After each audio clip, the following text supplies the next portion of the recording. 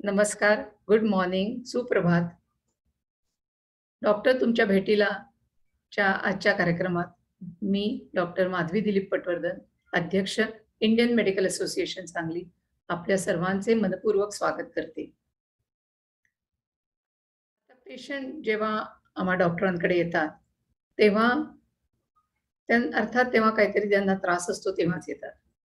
परंतु बरेच वेळा आम्हाला असं वाटतं, की जर ह्या पेशंटनी आधीच काळजी घेतली असती, तर त्यांना मानसिक त्रास, शारीरिक त्रास, वेळ आणि पैसा हा सगळाच त्यांचा वाचला असता. पण ही काळजी कोणती घ्यायची आणि कशी घ्यायची हे त्यांना कोण सांगणार? त्यासाठीच हा कार्यक्रम डॉक्टर तुमच्या भेटीला आम्ही सुरू केलेला आहे. तसेच जेव्हा पेशंटची ट्रीटमेंट चालू असते, तेव्हा पेशंटच्या मनात बरीच भीती असते, बऱ्याच शंका असतात. त्या शंकांचं निरसनही आम्ही या कार्यक्रमात करायचा प्रयत्न करत होतो. आतापर्यंत ह्या कार्यक्रमाचे 6 भाग झालेले आहेत. पहिल्या 2 भागात नेत्रतज्ञांनी मार्गदर्शन केलेलं आहे. त्यानंतर मुलांचे आरोग्य, स्त्रियांचे आरोग्य याबाबत मार्गदर्शन झालेलं आहे. त्यानंतर मधुमेह हा आजार जो भारताला ज्यांनी ग्रस्त केलेला आहे. 100त जवळ-जवळ 7 ते 8 लोकांना आपल्या भारतात मधुमेह झालेला आहे. तर त्याबद्दल सर्व काही माहिती आम्ही या भागात दिलेली होती. त्यानंतर सामाजिक बांधिलकी म्हणून जे आपण करायला पाहिजे ते म्हणजे नेत्रदान, त्वचादान, अवयवदान आणि रक्तदान. त्याबद्दलची माहिती आम्ही मागच्या कार्यक्रमात डॉक्टर तुमच्या भेटीला मध्ये दिलेली आहे. आजच्या कार्यक्रमातही आम्ही हा खूप लोकांना ग्रासणारा विषय घेतलेला आहे. तो म्हणजे मानदुखी, कंबरदुखी, पाठदुखी अर्थात मणक्यांचा आजार. आज आपल्याला मार्गदर्शन करायला लाभलेले आहेत सांगलीतील सुप्रसिद्ध doctors, doctor Sunil Patil, doctor Shrikant Deshpande, doctor Himanshu Kulkarni, doctor Rohan Natekar आणि डॉक्टर वसुधा जाधव. या सर्वांचे मी मनापासून स्वागत करते आणि अतिशय व्यस्त असून त्यांनी या सामाजिक उपक्रमात भाग घेतलेला आहे. त्यासाठी त्यांचे आभार मानते. आणखीन एक गोष्ट आपल्याला सांगावीशी वाटते, ती ही की आपण आज किंवा आधीच्या भागातून जी माहिती आपल्याला मिळेल, ती माहिती आपण जास्तीत जास्त लोकांपर्यंत पोहोचवावी आणि हेच एक मोठं समाजकार्य होईल. त्यासाठी आपल्याला जास्ती काही त्रास नाहीये. आपली जी YouTube लिंक आहे, आजच्या IMA सांगली आरोग्य जागृती हे ह्या YouTube चॅनलची जी लिंक आहे, तीच फक्त आपण शेअर करायची आहे, फॉरवर्ड करायची आहे आणि हे सर्व झालेले भाग सर्वांना बघायला मिळतील. आता आज आपल्या या कार्यक्रमाला समन्वयक व तज्ञ मार्गदर्शन म्हणून लाभलेले आहेत डॉक्टर सुनील पाटील. डॉक्टर सुनील पाटील सांगलीतील सुप्रसिद्ध व अनुभवी असे अस्थिरोग तज्ञ आहेत. ऑर्थोपेडिक मधल्या MS व MCH या उच्च पदव्या तर त्यांनी प्राप्त केलेल्याच आहेत. तसेच त्यांनी MBA पण केलेले आहे. गेली 28 वर्षे सांगलीत ते प्रॅक्टिस करत आहेत. तसेच भारती मेडिकल कॉलेज येथे ते प्राध्यापक आणि डेप्युटी डीन म्हणूनही कार्यरत आहेत. त्यांचे सामाजिक कार्य तर पण मोठे आहेत. रोटरीचे ते पास्ट प्रेसिडेंट आहेत. डॉक्टर सुनील पाटील हे हाडाचे डॉक्टर तर आहेतच, पण ते हाडाचे कलाकार पण आहेत. कविता, गायन, अभिनय आणि सूत्रसंचालन या सगळ्यात ते माहीर आहेत. आणि 4 चित्रपटात पण त्यांनी अभिनय केलेला आहे. त्यातला एक चित्रपट आपल्याला सगळ्यांना माहित आहे, कट्यार काळजात घुसली. तर असे हे हरहुन्नरी व्यक्तिमत्व आणि प्रसिद्ध अस्थिरोग तज्ञ डॉक्टर सुनील पाटील आज आपल्याला मार्गदर्शक आणि समन्वयक म्हणून लाभलेले आहेत. त्यांचे मी स्वागत करते आणि पुढील त्यांचे आभार पण मानते आणि पुढील कार्यक्रमाचे सूत्रसंचालन त्यांच्याकडे देते. आपण सर्व जॉईन झालात. सर्वांचे मी परत एकदा स्वागत करते व आभार मानते. धन्यवाद. नमस्कार श्रोत्यो, मी डॉक्टर सुनील पाटील. आपला आजच्या या कार्यक्रम डॉक्टर आपल्या भेटीला या कार्यक्रमाचा मी कन्व्हेनर आहे आणि साधारणपणे प्रास्ताविक या पाठदुखी, कंबरदुखी, मानदुखीच्या कार्यक्रमाचा मी प्रास्ताविक थोडक्यात करतोय. पण एक लक्षात ठेवलं पाहिजे, की हा आजार जो आपला आहे, हा अतिशय कॉमन आहे. म्हणजे साधारणपणे एक 70% ते 80% लोकांना कधी ना कधी आयुष्यामध्ये एक बऱ्यापैकी तीव्रतेची कंबरदुखी, पाठदुखी, मानदुखी होऊन गेलेली असेल किंवा होणार असते. त्यामुळे याचा इन्सिडन्स फार मोठा आहे आणि हा आपल्या जीवनशैलीशी, आपल्या आचार-विचारांशी आणि व्यायामाशी निगडीत असा हा आजार आहे. तर आपण आज एक 4 तज्ञ बोलावलेले आहेत आणि पाहूया ही कंबरदुखी, पाठदुखी आम्हा डॉक्टरांना किंवा शास्त्रज्ञांना कसं एक चॅलेंज ठरलेलं आहे. रोजच्या ह्या नवीन जीवनशैलीमध्ये ते आपण ओळख करण्यासाठी आपण डॉक्टरांना पाचारण केलेलं आहे. खरं तर प्रास्ताविक करत असताना आपण जायला पाहिजे आपल्या पूर्वीच्या आदिमानव यांच्या या त्या जमान्याकडे. याचं कारण असं आहे, की आपले पूर्वज म्हणजे आपण होमो सेपियन्स नावाच्या जमातीचे म्हणजे साधारणपणे माकड जमातीचेच उत्पत्ती आणि उन्नती आपली होत गेली आणि आपण 4 पायावर चालणारे, जाडजूड शेपूट असलेलं आणि हाताची 5ही बोटं एकसारखी सरळ रेषेत असलेली, असे आपली अगोदरची आवृत्ती होते. नंतर जशी-जशी उत्क्रांती होत गेली, प्रगती होत गेली, तसा मनुष्य सरळ चालू लागला आणि त्याचं एकंदरीत सगळ्या पाठीचे कर्व्हेचर्स आणि हे व्यवस्थित डेव्हलप झाले. गुरुत्वाकर्षणाचा बिंदूही खाली सरकला म्हणजे S2 किंवा S2 म्हणजे 2 नंबरच्या मणक्याच्या समोर आला आणि त्यामुळे तो ताठ मानेनं समाजामध्ये व्यवस्थित 2 पावलावर बॅलन्स सांभाळत चालू लागला. पण आपली शेपूट नाहीशी झाली, पण त्या शेपटीची आपल्याला किंमत मोजावी लागली. किंमत अशी, की आपली जी जाडजूड शेपूट होती त्याचा आपण एक 7 तुकड्यांचं एक माकड हाड नावाचं कॉक्सिक्स आणि सेक्रम असे हे तयार झाले आणि हे 4 आणि 3 असे 7 छोटी-छोटी हाडं अशी साखळीमध्ये जोडलेली आहेत. खरं तर कॉक्सिक्सचा खरा उपयोग स्त्रियांना प्रसूतीच्या वेळेला जास्त उपयोगी असतो. कारण योनी मार्गाचा तो प्रसारण होऊन आणि डोक्याची बाळाची डिलिव्हरी व्हायला अतिशय सोपं जातं. आपण मगाशी म्हटल्याप्रमाणे, की ही कंबरदुखी कुणालाही कुठल्याही मनुष्य किंवा प्राण्याला सुटलेली नाही. अगदी मोठ्यात मोठा प्राणी जिराफ असेल किंवा अगदी छोट्यात छोटा पक्षी किंवा प्राणी पेंग्विन असेल आणि ह्या सगळ्यांना पाठदुखीचा वेदना सोसावे लागतात. याचं कारण आहे, की आपले सगळं खाणं-पिणं, आचार-विचार, दळण-वळण किंवा क्रीडा, विश्रांती, कामाच्या पद्धती चुकीच्या काही गोष्टी, आळस आणि साधारणपणे आपल्या सगळ्या सवयी, व्यासन आणि व्यसनं याच्यामुळे आपण हे आजार आमंत्रित करत असतो. खरं तर देवाने जशी ही आपल्याला घडवलेली कंबर आणि पाठ आहे, ही एक ठराविक एर्गोनॉमिकली डिझाइन्ड आहे. त्यामुळे आपण बैठक व्यवस्था जरी पाहिल्यात, खुर्ची म्हणा किंवा स्वयंपाकघराचा कट्टा म्हणा, कॉम्प्युटरचा टेबल म्हणा किंवा एकंदरीत सगळ्या ह्या ज्या गोष्टी आहेत, ह्या सायंटिफिकली डिझाइन्ड आणि एर्गोनॉमिकली म्हणजे श्रमदक्षता घेऊनच ते सगळे हे केलेलं आहे. याचं कारण आहे, की आपल्याला पाठीला कमीत कमी त्रास व्हावा आणि हे जे सगळं 31 मजली इमारत आहे, की श्रीकांत सर तुम्हाला सांगतीलच. परंतु ही याची सगळी निगा ही जी साखळी आहे आणि हे जे सगळं लवचिकपणा आहे, हा हाडामासाचा एक सापळा जो आहे, हा उभा राहून तोल सांभाळून चालणे हे अतिशय अवघड आणि अतिशय महत्त्वाचं ठरलेलं आहे. खरं तर पूर्वीची आपण जर का पाहिली लोकं 1-2 दशकापूर्वीची, तर सकाळी उठलेलं स्त्री-पुरुष साधारणपणे विहिरीवरनं पाणी उपसणे, मोठ्याला पाणी देणे किंवा झाडलोट करणे, जनावरांना चारा देणे, दूध दुभतं करणे, सडा रांगोळी आली, जात्यावर दळण आलं आणि सगळा स्वयंपाक आला, सगळा चुलीसमोर बसून सगळं हे आलं.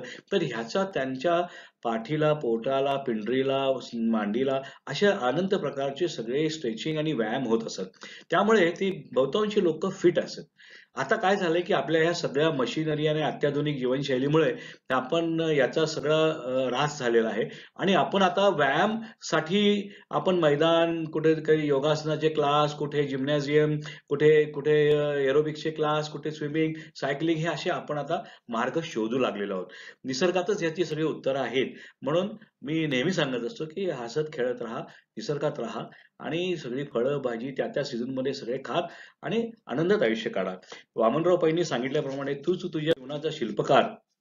हे जसं आहे, तसं आपणच आपल्या पाठीची काळजी आणि निगा राखणे गरजेचं आहे. चुकीच्या पद्धतीनं कामं करणे, चुकीच्या पद्धतीनं खेळ खेळणे किंवा अन्य जे काही कारणं आहेत, त्याची कारणमीमांसा मी आता थोड्याच वेळात इंट्रोड्यूस करून देणारच आहेत डॉक्टर देशपांडे यांना.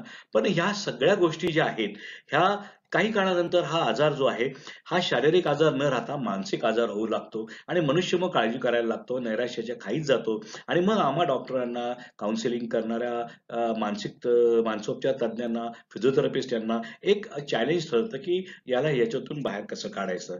तर आता पाहूया आपल्याकडील सगळे तज्ञांचे मी एक-एक तज्ञांची आपल्यासमोर मांडणी करतो. त्यांची ओळख करून देतो आणि त्यांना बोलवण्यासाठी मी पाचारण करतो. तर प्रथम आपण बोलवणार आहोत डॉक्टर श्रीकांत देशपांडेंना, की जे आपल्याला ते स्वतः एम-एस फ्रॉम सोलापूर मधून झालेले आहेत, व्ही-एम मेडिकल कॉलेजमधून आणि 20-25 वर्षाचा त्यांचा या अस्थिरोग शास्त्राचा अनुभव आहे. ते भारती विद्यापीठ मेडिकल कॉलेज येथील अस्थिरोग विभागाचे एच-ओ-डी आणि तज्ञ म्हणून विशेष तज्ञ म्हणून कार्यरत आहेत आणि बऱ्याच प्रबंध त्यांचे प्रसिद्ध झालेले आहेत.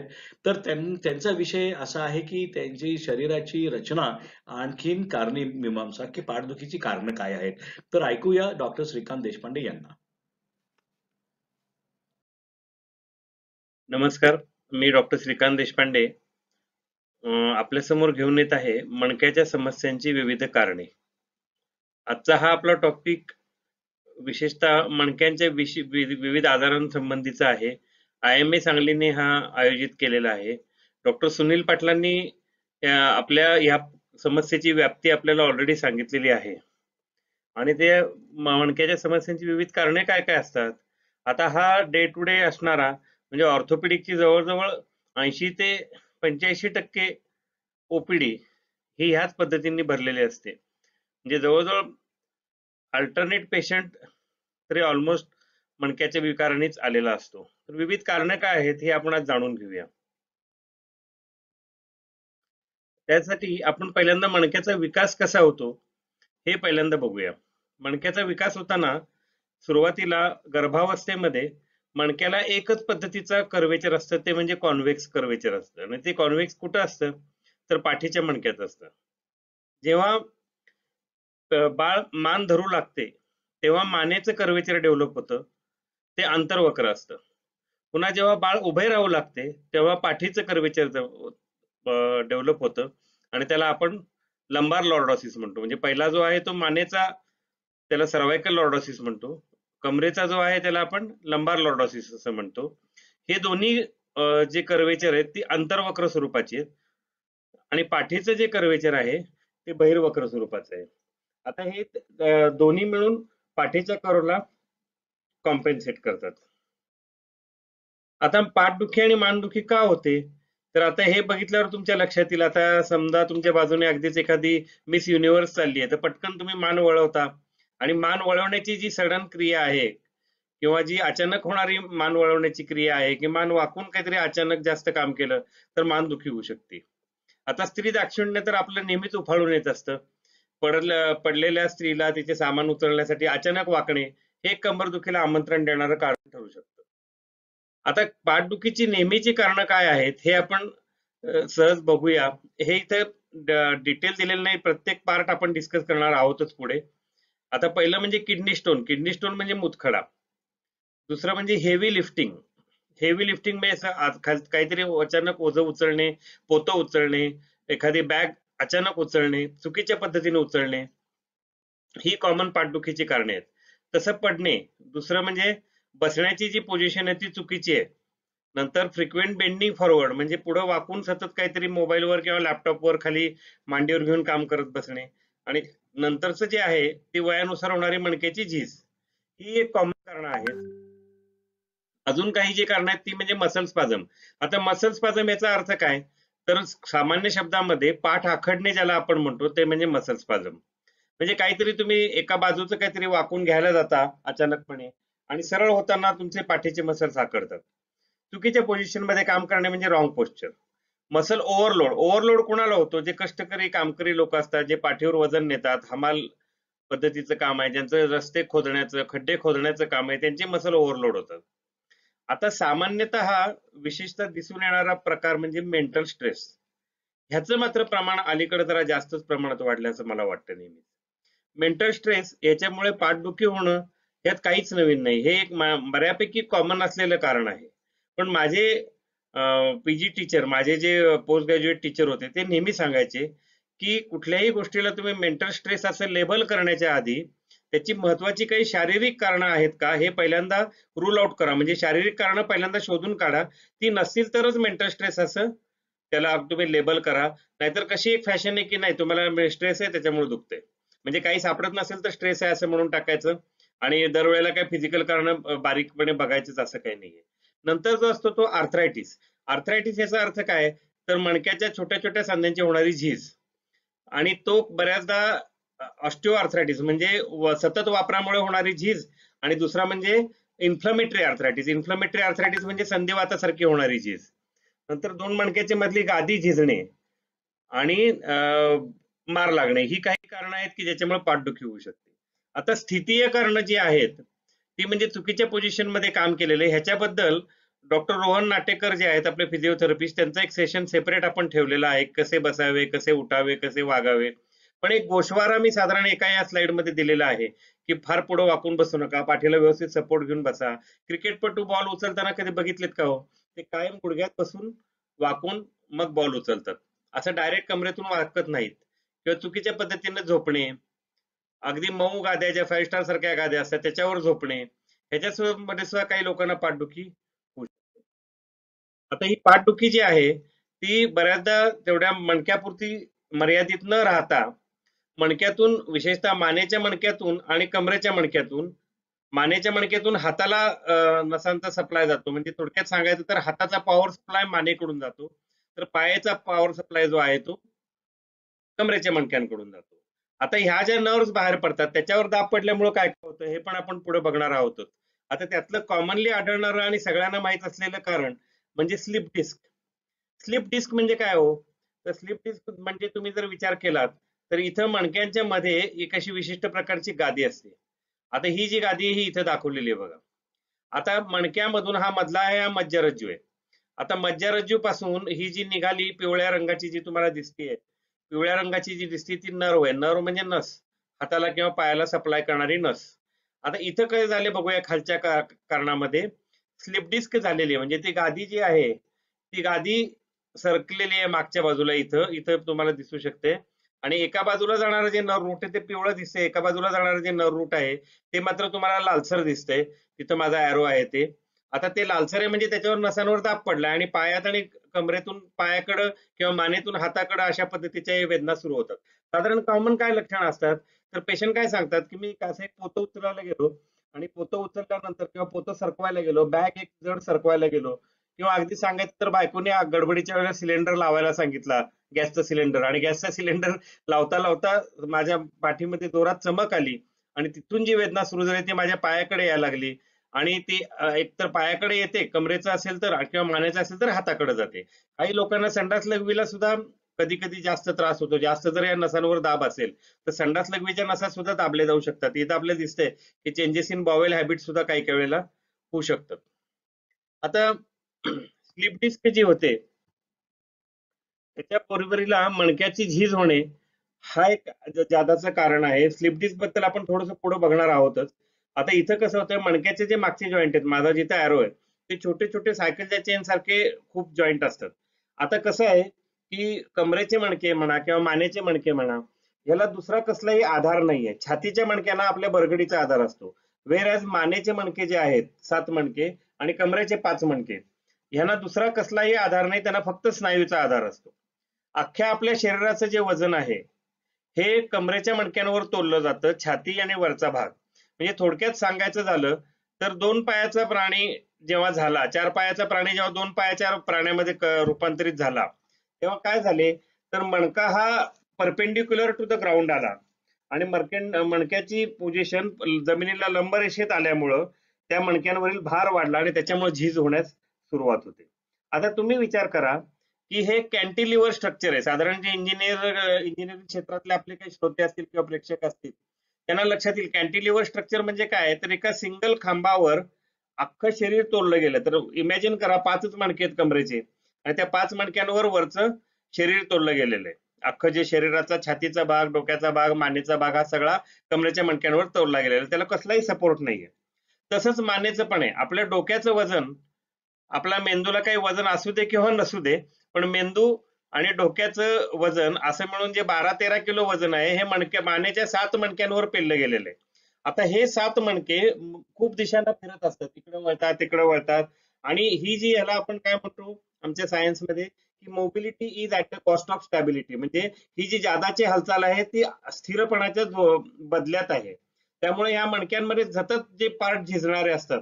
आता तुम्ही लक्षात घ्या, तुम्ही कार ड्राईव्ह करता, मोटरसायकल ड्राईव्ह करता, त्यातले जे सतत हलणारे जे पार्ट असतात ते नेहमीच जास्त झिजत असतात. विशेषतः टायर म्हणा, पिस्टन म्हणा, किंवा हे कायम झिजणारे पार्ट आहेत. तसे मणक्याचे पण हे छोटे छोटे जॉईंट झिजायला चालू होतात. आता ह्याच्यात लक्षणं काय असतात साधारण? तर सॉरी, ह्याच्यात लक्षणं काय असतात? तर कंबर भरून येते, बराच वेळ बसले की पाय ताठून येतात. आता आपलं जे मगाशी बघितलं आपण की स्लिप डिस्क मध्ये लक्षणं काय काय येतात? तर पायाची जी असतात, कमरेची जी डिस्क सरकली असेल तर पायामध्ये सुंदपणा येतो, पायात मुंग्या येतात, पायाची कमजोरी जाणवते. काही लोक टिपिकल हिस्ट्री सांगतात की माझं पाऊल उचलता येत नाही किंवा माझी पायातली चप्पल निसटून जाते.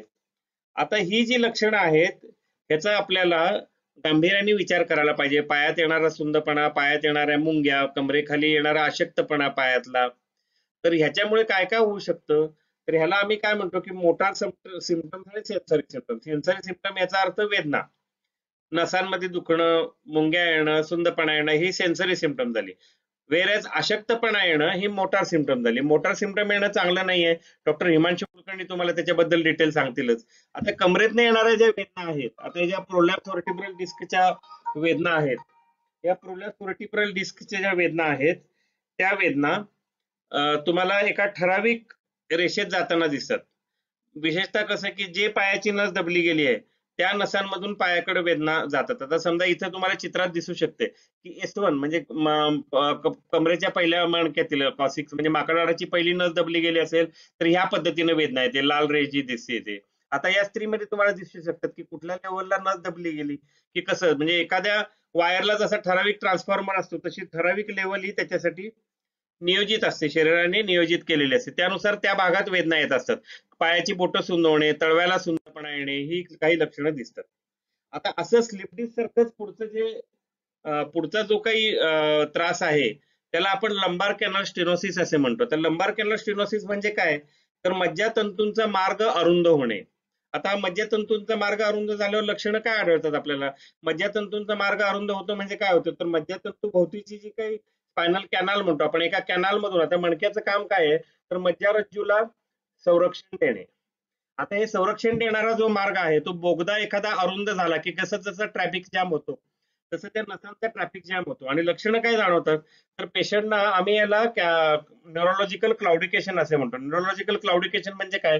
तर पेशंट चालताना थोड्या अंतर गेलं की कमरेखालचा पाय जड होणे, पाय सुंद होणे, पाय उचलून टाकताना येणे. आता ह्याच्यात आणि डिस्क मध्ये फरक काय आला? तर लंबार कॅनल स्टेनोसिस मध्ये चालण्यानंतरच त्रास होतो, वेरेज डिस्कची जी वेदना असते ती रेस्टला पण असू शकते. लंबार कॅनल स्टेनोसिसची जी वेदना आहे ती दोन्ही पायाला युजली इन्व्हॉल्व करते. म्हणजे दोन्ही पायात पेशंटच्या कळ येऊ शकते आणि चालता चालता पाय जड होतात, बसावे वाटते. पुढे वाकवून पेशंट काही तुम्ही बघितलं असेल तर थोडा वेळ थांबतात. थांबल्यानंतर त्यांच्या नसा पुन्हा थोड्याशा मोकळ्या होतात आणि पुन्हा त्यांना दुखायला कमी होतं, मग पुढे ते चालू शकतात. याला आम्ही क्लाउडिकेशन डिस्टन्स म्हणतो. किंवा जरा वेळ बसले की मग त्या पेशंटना बरे वाटतात. तर मज्जातंतू अरुंद होण्याची ही काही लक्षणं आहेत की जी दोन्ही पायात युजली दिसून येतात आपल्याला. आता मणक्याची झीज हा पार्ट मगाशी आपण बघितला, त्यात लक्षणं काय जाणवतात? तर त्याच्यात पाठीच्या खालच्या भागात कडकपणा येणे, पाठीच्या खालच्या भागात जडपणा येणे, अशी काही लक्षणं आपल्याला दिसून येतात. किंवा बराच वेळ बसलं तर पाठ भरून आल्यासारखे वाटणे, कशाला तरी टेकून बसावेसे वाटणे, ही कॉमन होणारी म्हणजे याला लंबार स्पॉन्डिलोसिस, स्पॉन्डिलायटिसचा त्रास आहे असं पेशंट रेग्युलर आपल्याला सांगतात, पण तो स्पॉन्डिलोसिस आहे. त्याला मणक्यात झीज होत असते मणक्याच्या छोट्या सांध्यांमध्ये. आता नंतरचं दुखण्याचं कारण जे आहे ते सर्वसमावेशक कारण आहे की मणक्यांचा ठिसूळपणा. आता मणक्यांचा ठिसूळपणा जो आहे तो आपल्याला साधारणतः फिमेल्स मध्ये म्हणजे बायकांमध्ये जास्त प्रमाणात दिसून येतो. का जास्त प्रमाणात दिसून येतो? तर मुख्य म्हणजे डिलिव्हरीच्या काळात प्रॉपर व्हिटॅमिन डी, कॅल्शियम न घेतल्यामुळं, तसेच बाळाच्या वाढीसाठी व्हिटॅमिन डी, कॅल्शियम यांची जी पूर्तता केली जाते ती सगळी आईच्या म्हणजे थोडक्यात आईच्या हाडांमधलं कॅल्शियम, व्हिटॅमिन डी काढलं जाऊन बाळाला दिलं जातं. आणि त्या प्रमाणात जर आईची भरपाई झाली नाही तर विशेषतः प्रेग्नन्सी नंतर पाठदुखी हे कॉमन दिसते आपल्याला. दुसरं असं होतं की प्रेग्नन्सीच्या काळात जे काही पोट सैल पडलेलं असतं ते पोट सैल पडलं तरी मणक्याचा सपोर्ट जातो. आता जर तुम्ही नीट बघितलं तर लक्षात येईल, पोटाचे मसल जर तुम्ही स्वतःचे दाबून बघितले, पोटावर हात दाबून बघितले तर मणक्याला आतून सपोर्ट मिळाल्यासारखं वाटतं. हा न्यूमॅटिक सपोर्ट असतो. आता ह्याच्यावर विशेष काळजी कुणीच घेताना दिसत नाही. आता की बाबा पोट सुटणे, कमरेचे डिलिव्हरी नंतर पोटाचे स्नायू लूज पडणे, ही पाठदुखीची काही मुख्य कारण आहेत, की जसे की हाडाचा ठिसूळपणा हे एक महत्वाचं कारण आहे. ठिसूळपणा म्हणजे काय होतं, तर कॅल्शियम कमी होतं, व्हिटॅमिन डी कमी होतं आणि मग ती हाडं मऊ पडायला लागतात. तर मऊ पडलेल्या हाडांमध्ये काय होऊ शकतं, तर काही पेशंट आपल्याला हिस्ट्री देतात की आम्ही बसमधनं प्रवास करत होतो, अचानक स्पीड ब्रेकरवरनं गाडी उडली आणि माझ्या कमरेत असह्य वेदना सुरू झाली. आता होतं म्हणजे नक्की काय होतं याच्यात, तर मणका असा दबला जाऊ शकतो. आता इथं तुम्हाला लक्षात येईल क्लिअर कट, वरचा जो मणका आहे त्याच्या प्रमाणामध्ये खालचा मणका बऱ्यापैकी दबला गेला आणि त्याला फ्रॅक्चर लाईन सह तुम्हाला दिसतील. आणि पेशंटला हिस्ट्री फार जोरात नसते, पण ह्याच्यात कसं असतं, हाडं ठिसूळ असतात. त्यामुळे छोट्याशा दणक्यांनी सुद्धा, छोट्याशा मारांनी सुद्धा ते मणके दबले जाऊ शकतात आणि ते एक महत्वाचं पाठदुखीचं कारण असू शकतं. नंतरचं जे कारण आहे ते मणक्याचं घसरणं. आता मणक्याचं घसरणं का होतं, तर आता जे 5 मणके आहेत कमरेचे, ह्याच्यावर शरीराचा भार तोडला गेलेला आहे.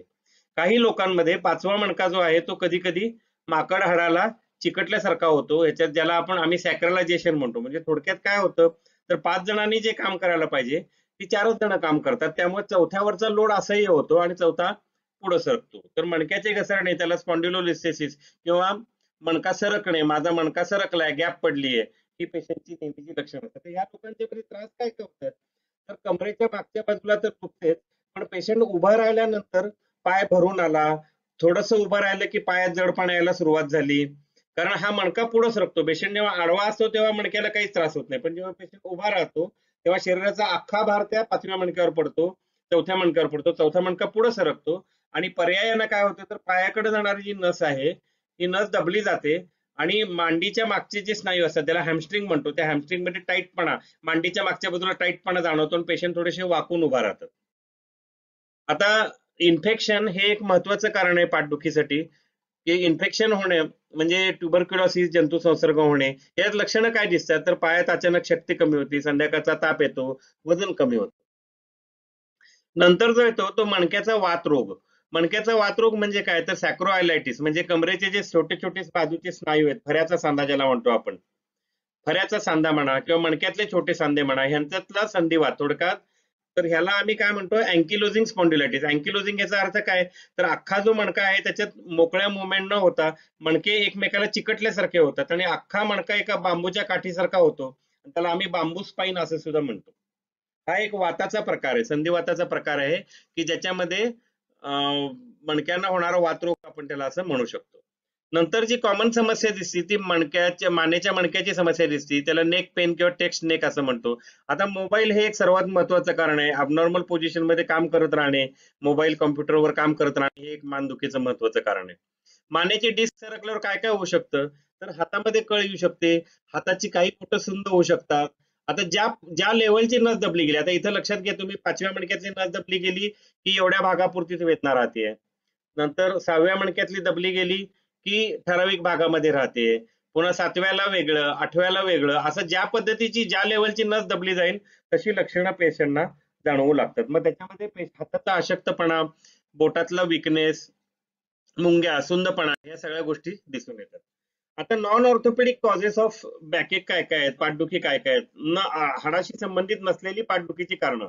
एक म्हणजे फुफ्फुसाचा दाह, प्लुरायटिस ज्याला म्हणतो आपण, नंतर पेप्टिक अल्सर म्हणजे पोटातला अल्सर, स्वादुपिंडाचा दाह, मुतखडा. आता मुतखडा म्हणा किंवा फुफ्फुसाचा ह्याची जी लक्षणं आहेत ह्याच्याबरोबर बाकीची लक्षणं सुद्धा असतात, म्हणजे खोकला येणे, दम लागणे, ही लक्षणं साधारण आपल्याला ह्याच्यात हाडांच्या यशाशी दिसून येत नाहीत. किंवा पोटदुखी असणे, उलट्या होणे, हेच कधी मणक्याशी युजली संबंधित नसतं, असं आपण याच्यात डिफरन्शिएट करू शकतो. नंतर मुतखड्यात काय होतं, पेशंटला बरोबर मणक्याच्या बाजूला दुखतं, मधल्या मिडलाईनला दुखत नाही, बाजूला दुखतं.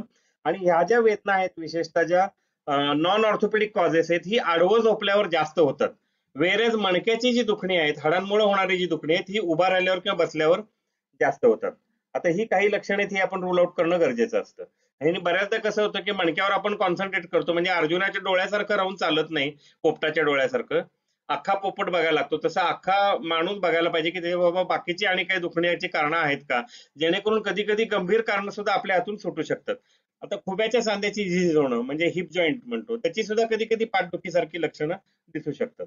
तर ही बाकीची कारणं जेव्हा आपण दूर करतो ते अलीकडे नवीन तंत्रज्ञानाने शक्य झालेले आहे आणि ते होऊ शकतं. तर ही बारीक गोष्टी लक्षात ठेवायच्या. बाकीचे पुढचे उपचार, व्यायाम हे सगळे सांगण्यात येईलच तुम्हाला. आता माझं त्याच्यात काही राहिलं असेल तर मला माफ करा आणि माझे पुढचे जे एक्सपर्ट वक्ते ते त्यातलं कव्हर करतील. Thank you once again. आपल्या दुसऱ्या वक्त्या आहेत. आपल्याला आता श्रीकांत देशपांडे यांनी सांगितलं की पाठीच्या दुखण्याची आणि अन्य कारणं कोणती आहेत, म्हणजे पाठीचे किंवा मणक्याच्या कारणाव्यतिरिक्त आणखीन कारणं काय आहेत. तर आपल्या आता दुसऱ्या वक्त्या आहेत डॉक्टर वसुधा जाधव, की ज्या जीएमसी मेडिकल कॉलेज भोपाळहून MD झालेल्या आहेत. त्या मूळच्या भूलतज्ञ आहेत. पंकज मल्टीस्पेशालिटी क्लिनिकमध्ये ते पेन क्लिनिक म्हणजे वेदना विरहित आयुष्य कसं काढायचं याच्यासाठी त्या कार्यरत आहेत. त्यांनी पदव्युत्तर शिक्षण घेऊन याच्याविषयी बऱ्याच अभ्यासही केलेला आहे. अनेक कार्यशाळांना त्यांना निमंत्रित केलं जातंय. तर त्या आपल्याला इंजेक्शनद्वारे किंवा अन्य सगळ्या कार्याद्वारे पाठदुखी विरहित आयुष्य कसं काढता येईल याचा उहापोह त्या करतायत. वसुधा जाधव.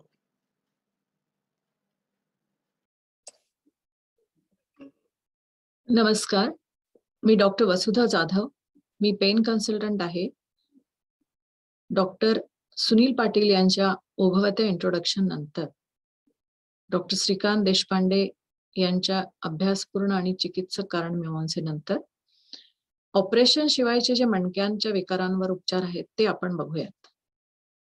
डॉक्टर श्रीकांत देशपांडेंनी आपल्याला पाठदुखीची कारणे ही सांगितलेलीच आहेत की जसे स्पॉन्डिलोसिस किंवा आपल्या व्यवसायामुळे आपण करेक्ट पोश्चर मध्ये बसत नाही, त्यामुळे पोश्चरल बॅकएक, किंवा काही आघात झाला, ट्रॉमा झाला त्याच्यामुळे होणारा बॅकएक, किंवा लिस्थेसिस मणका सरकणे त्याच्यामुळे होणारा बॅक पेन, किंवा स्लिप डिस्क जे की खूप कॉमन आहे त्याच्यामुळे होणारा बॅक पेन, किंवा कधी कधी क्षयरोग सारखा जो आजार असतो त्याच्यामुळे सुद्धा मणक्यामध्ये जो पसरला तर बॅक पेन होतं. आणि लंबर कॅनाल स्टेनोसिस की ज्याच्यामध्ये कॅनाल खूप बारीक होतो पाठीच्या मणक्यांचा, त्याच्यामुळे सुद्धा बॅक पेन होऊ शकतो. तर कुठल्याही कारणामुळे जरी आपल्याला बॅक पेन झाला तरी आपण बेसिक ट्रीटमेंट काय घ्यायची असते की आरामदायक स्थितीमध्ये थोडी विश्रांती घेऊन, नंतर हॉट फोमेंटेशन घेऊन, अचानक होणाऱ्या हालचाली आपल्याला टाळून, त्याच्यानंतर लोकल मलम वगैरे लावून, पण कुठल्याही परिस्थितीत मालिश त्वरित नाही करायची. आणि त्याच्याबरोबर थोडे वेदनाशमक औषधे आणि स्नायू शिथिल करणारी औषधे घ्यायची.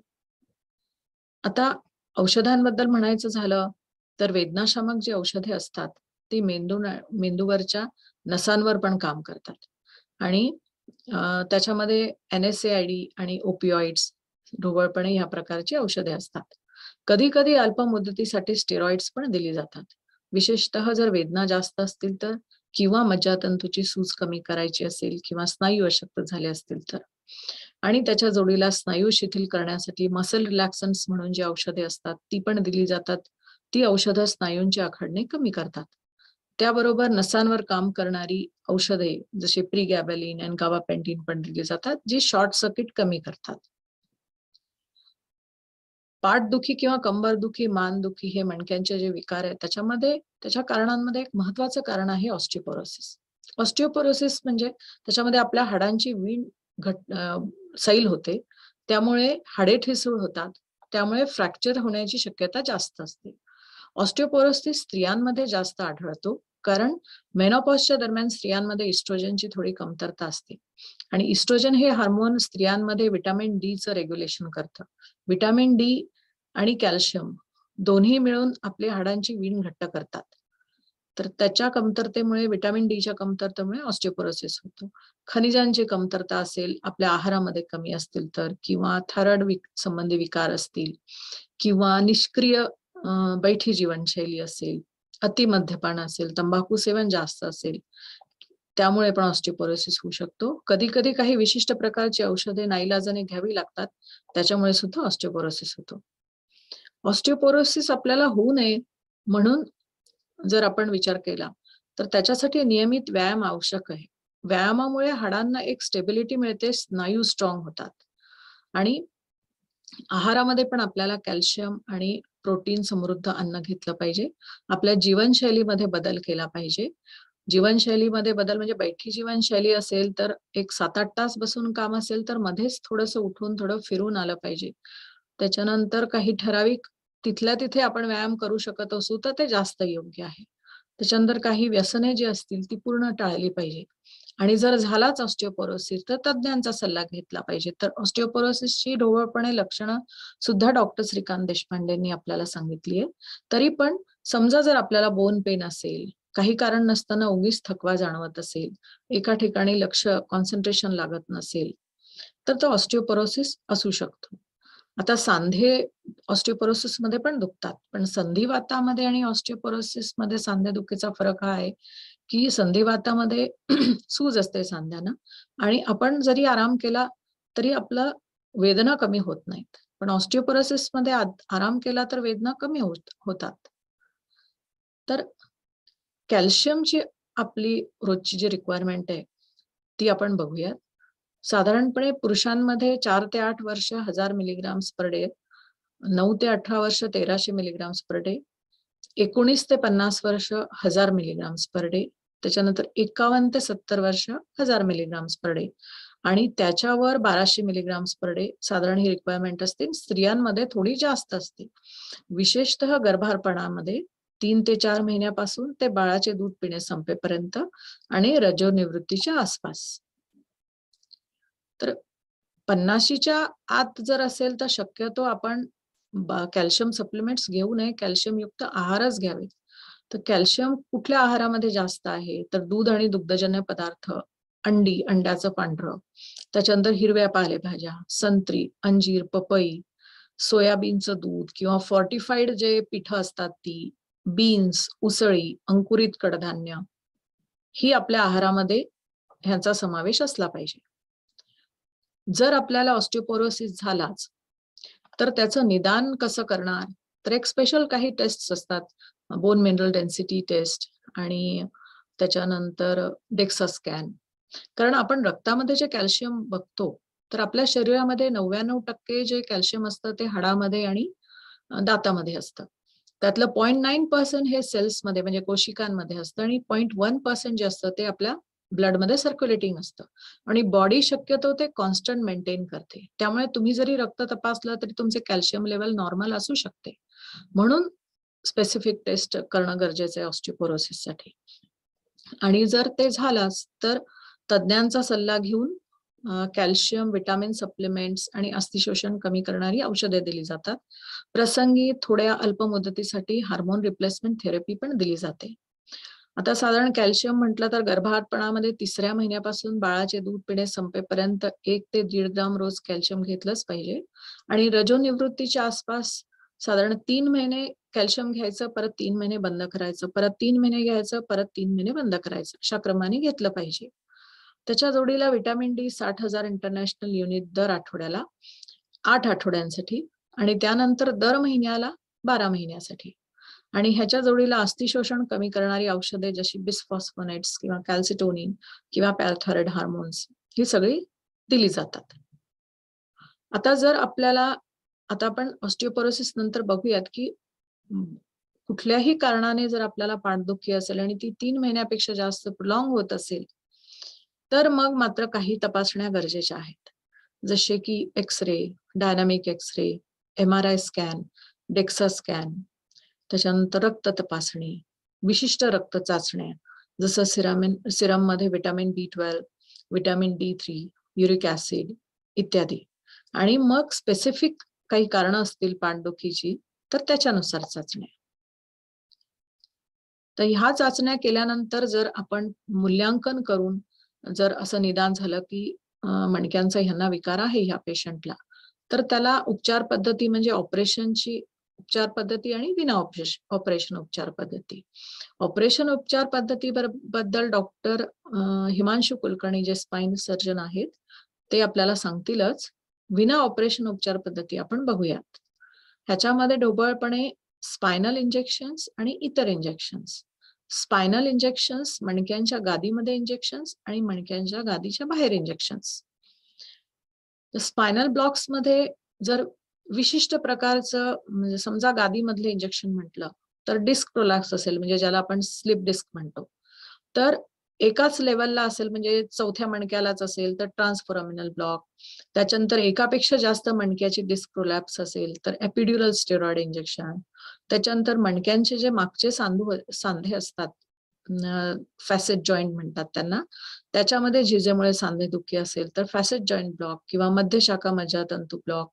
त्याच्यानंतर जर सॅक्रोइलिक जॉईंट जो असतो कमरेच्या माकड हाडाच्या मध्ये आणि मणक्यांमध्ये, तर त्याला सॅक्रोइलियन जॉईंट ब्लॉक. हे सगळे ब्लॉक्स दिले जातात. आणि इतरही काही इंजेक्शन्स असतात की जसे समजा जर स्नायूंचं अखडणं असेल आणि खूप दिवसाचं असेल तर ultrasound guided dry needling injections दिली जातात.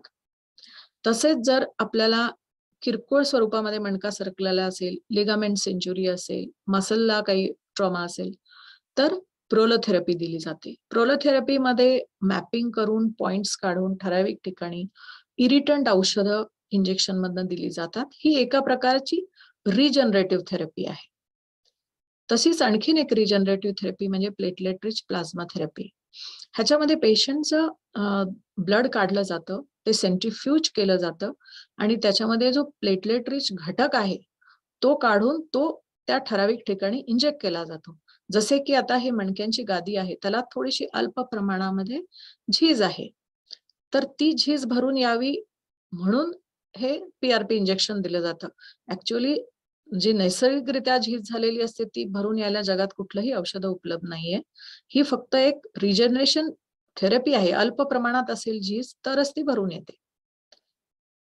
तसेच एसआय जॉईंट मध्ये जर झीज असेल तर तिथे ते पीआरपी इंजेक्शन दिलं जातं. द स्पायनल इंजेक्शन जसं मी आधी सांगितलं की मणक्यामधली इंजेक्शन, तर त्याच्यामध्ये गादीच्या मध्ये इंजेक्शन आणि गादीच्या बाहेर इंजेक्शन. तर गादीच्या मध्ये इंजेक्शन आपण पीआरपी आता थोड्या वेळापूर्वी बघितलं. तसंच एक बायोक्युलोप्लास्टी म्हणून असतं.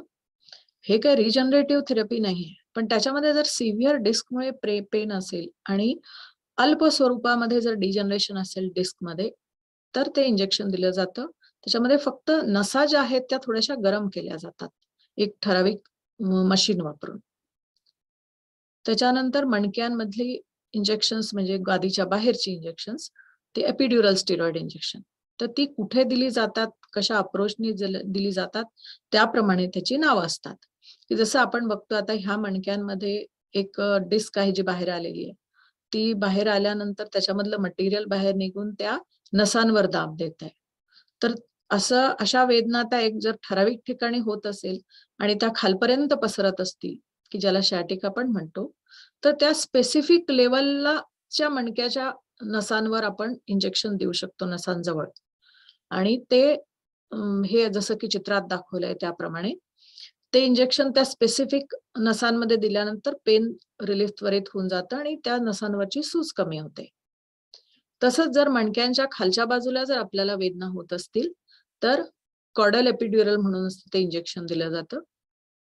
तसंच आता जसं मी आधी सांगितलं फॅसेट जॉईंट, मणक्यांचे जे मागचे पैलू असतात, जे सांधे असतात ज्यांना आपण फॅसेट म्हणतो, त्याच्यामध्ये जर डिजनरेशन झालं असेल आणि पेन होत असेल तर फॅसेट जॉईंट इंजेक्शन दिलं जातं. आणि तेच जर पेन प्रोलॉंग राहिलं, फॅसेट जॉईंटनी पण रिलीफ नाही झाला, तर मग त्याला जी नस सप्लाय करते मीडियन ब्रांच तिला ब्लॉक केलं जातं. त्याला मीडियन ब्रांच ब्लॉक म्हणतात.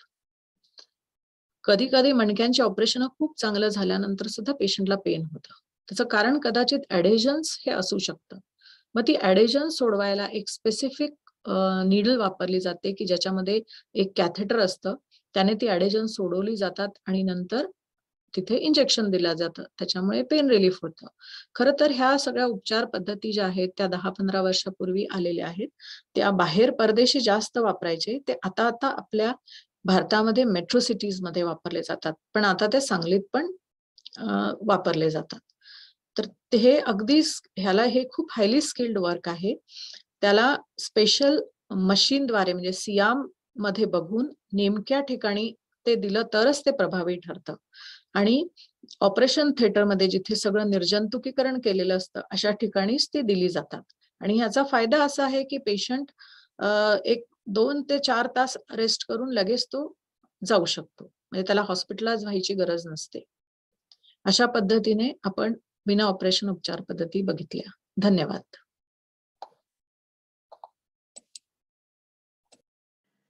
आपले तिसरे वक्ते आहेत डॉक्टर हिमांशू कुलकर्णी, जे अतिशय तडफदार आणि एक हसतमुख असं व्यक्तिमत्व आहे, की जे अस्थिरोग तज्ञ आहेत. ते कृष्णा मेडिकलमधून MS झाले. त्यानंतर त्यांनी एओ फेलोशिप, जी आम्ही ऑर्थोपेडिक्समध्ये एओ फेलोशिप म्हणजे अतिशय मानाची अशी मानली जाते. ते तिथून त्यांनी फेलोशिप केलेली आहे. सिंगापूर आणि जर्मनी येथून शिष्यवृत्ती घेतलेल्या आहेत. ते उत्तम बॅडमिंटनपटू आहेत. त्यांच्या सगळ्या परीक्षेमध्ये ते कायम पहिल्या क्रमांकाने उत्तीर्ण झालेले आहेत. एवढंच नव्हे, ते MUHSच्या CETमध्ये म्हणजे ज्या स्पाईनच्या फेलोशिपसाठीच्या CETमध्ये ते प्रथम क्रमांकाने पास झालेले आहेत. त्यांनी गाण्याचेही बेसिक शिक्षण गंधर्व विश्वविद्यालयामधून घेतलेलं आहे. अतिशय सुंदर गातात. आणखीन बॅडमिंटनपटू तर ते आहेतच, शिवाय त्यांना सामाजिक कामाची ओढ आहे. रोटरी व अन्य NGOजच्या कामामधून ते आपलं सातत्यानं समाजासाठी काहीतरी देत असतात आणि सातत्यानं अगदी गरिबांसाठी वेगवेगळ्या प्रकारचे स्कीम्स उपयोग करून ते ऑपरेशन्सही करत असतात. तर ते आपण पाहूया की त्यांच्या नेमक्या ऑपरेशनच्या काय कारवाया आहेत किंवा ऑपरेशनची इंडिकेशन ज्याला म्हणतो, किंवा ऑपरेशन कधी टाळता येतं आणि ऑपरेशन्स कधी हे करता येतं. त्यांचं सांगली येथे श्रद्धा स्पाईन हब असं एक छान त्यांनी हॉस्पिटल उभा केलेलं आहे. ते अतिशय सामंजस्यपणे रुग्णांना समजून सांगत असतात की ऑपरेशनची काय आवश्यकता आहे नाही, किंवा अन्य काय कशा प्रकारे दुरुस्त आपल्याला होईल. आणि जरी ते व्यक्तिमत्व अगदी तरुण असलं तरी ते अतिशय तडफदार आणि हसतमुख असल्यामुळे त्यांना निश्चितच त्यांच्याकडे पेशंटचा ओघ असं कायम वाढत असतो. तर आता आपण पाहूया की त्यांना ऑपरेशन आणि कसं टाळता येईल किंवा ऑपरेशनची काय गरज पडल्यावर काय करता येईल याच्याविषयी त्यांच्याकडून ऐकूया. डॉक्टर हिमांशू कुलकर्णी.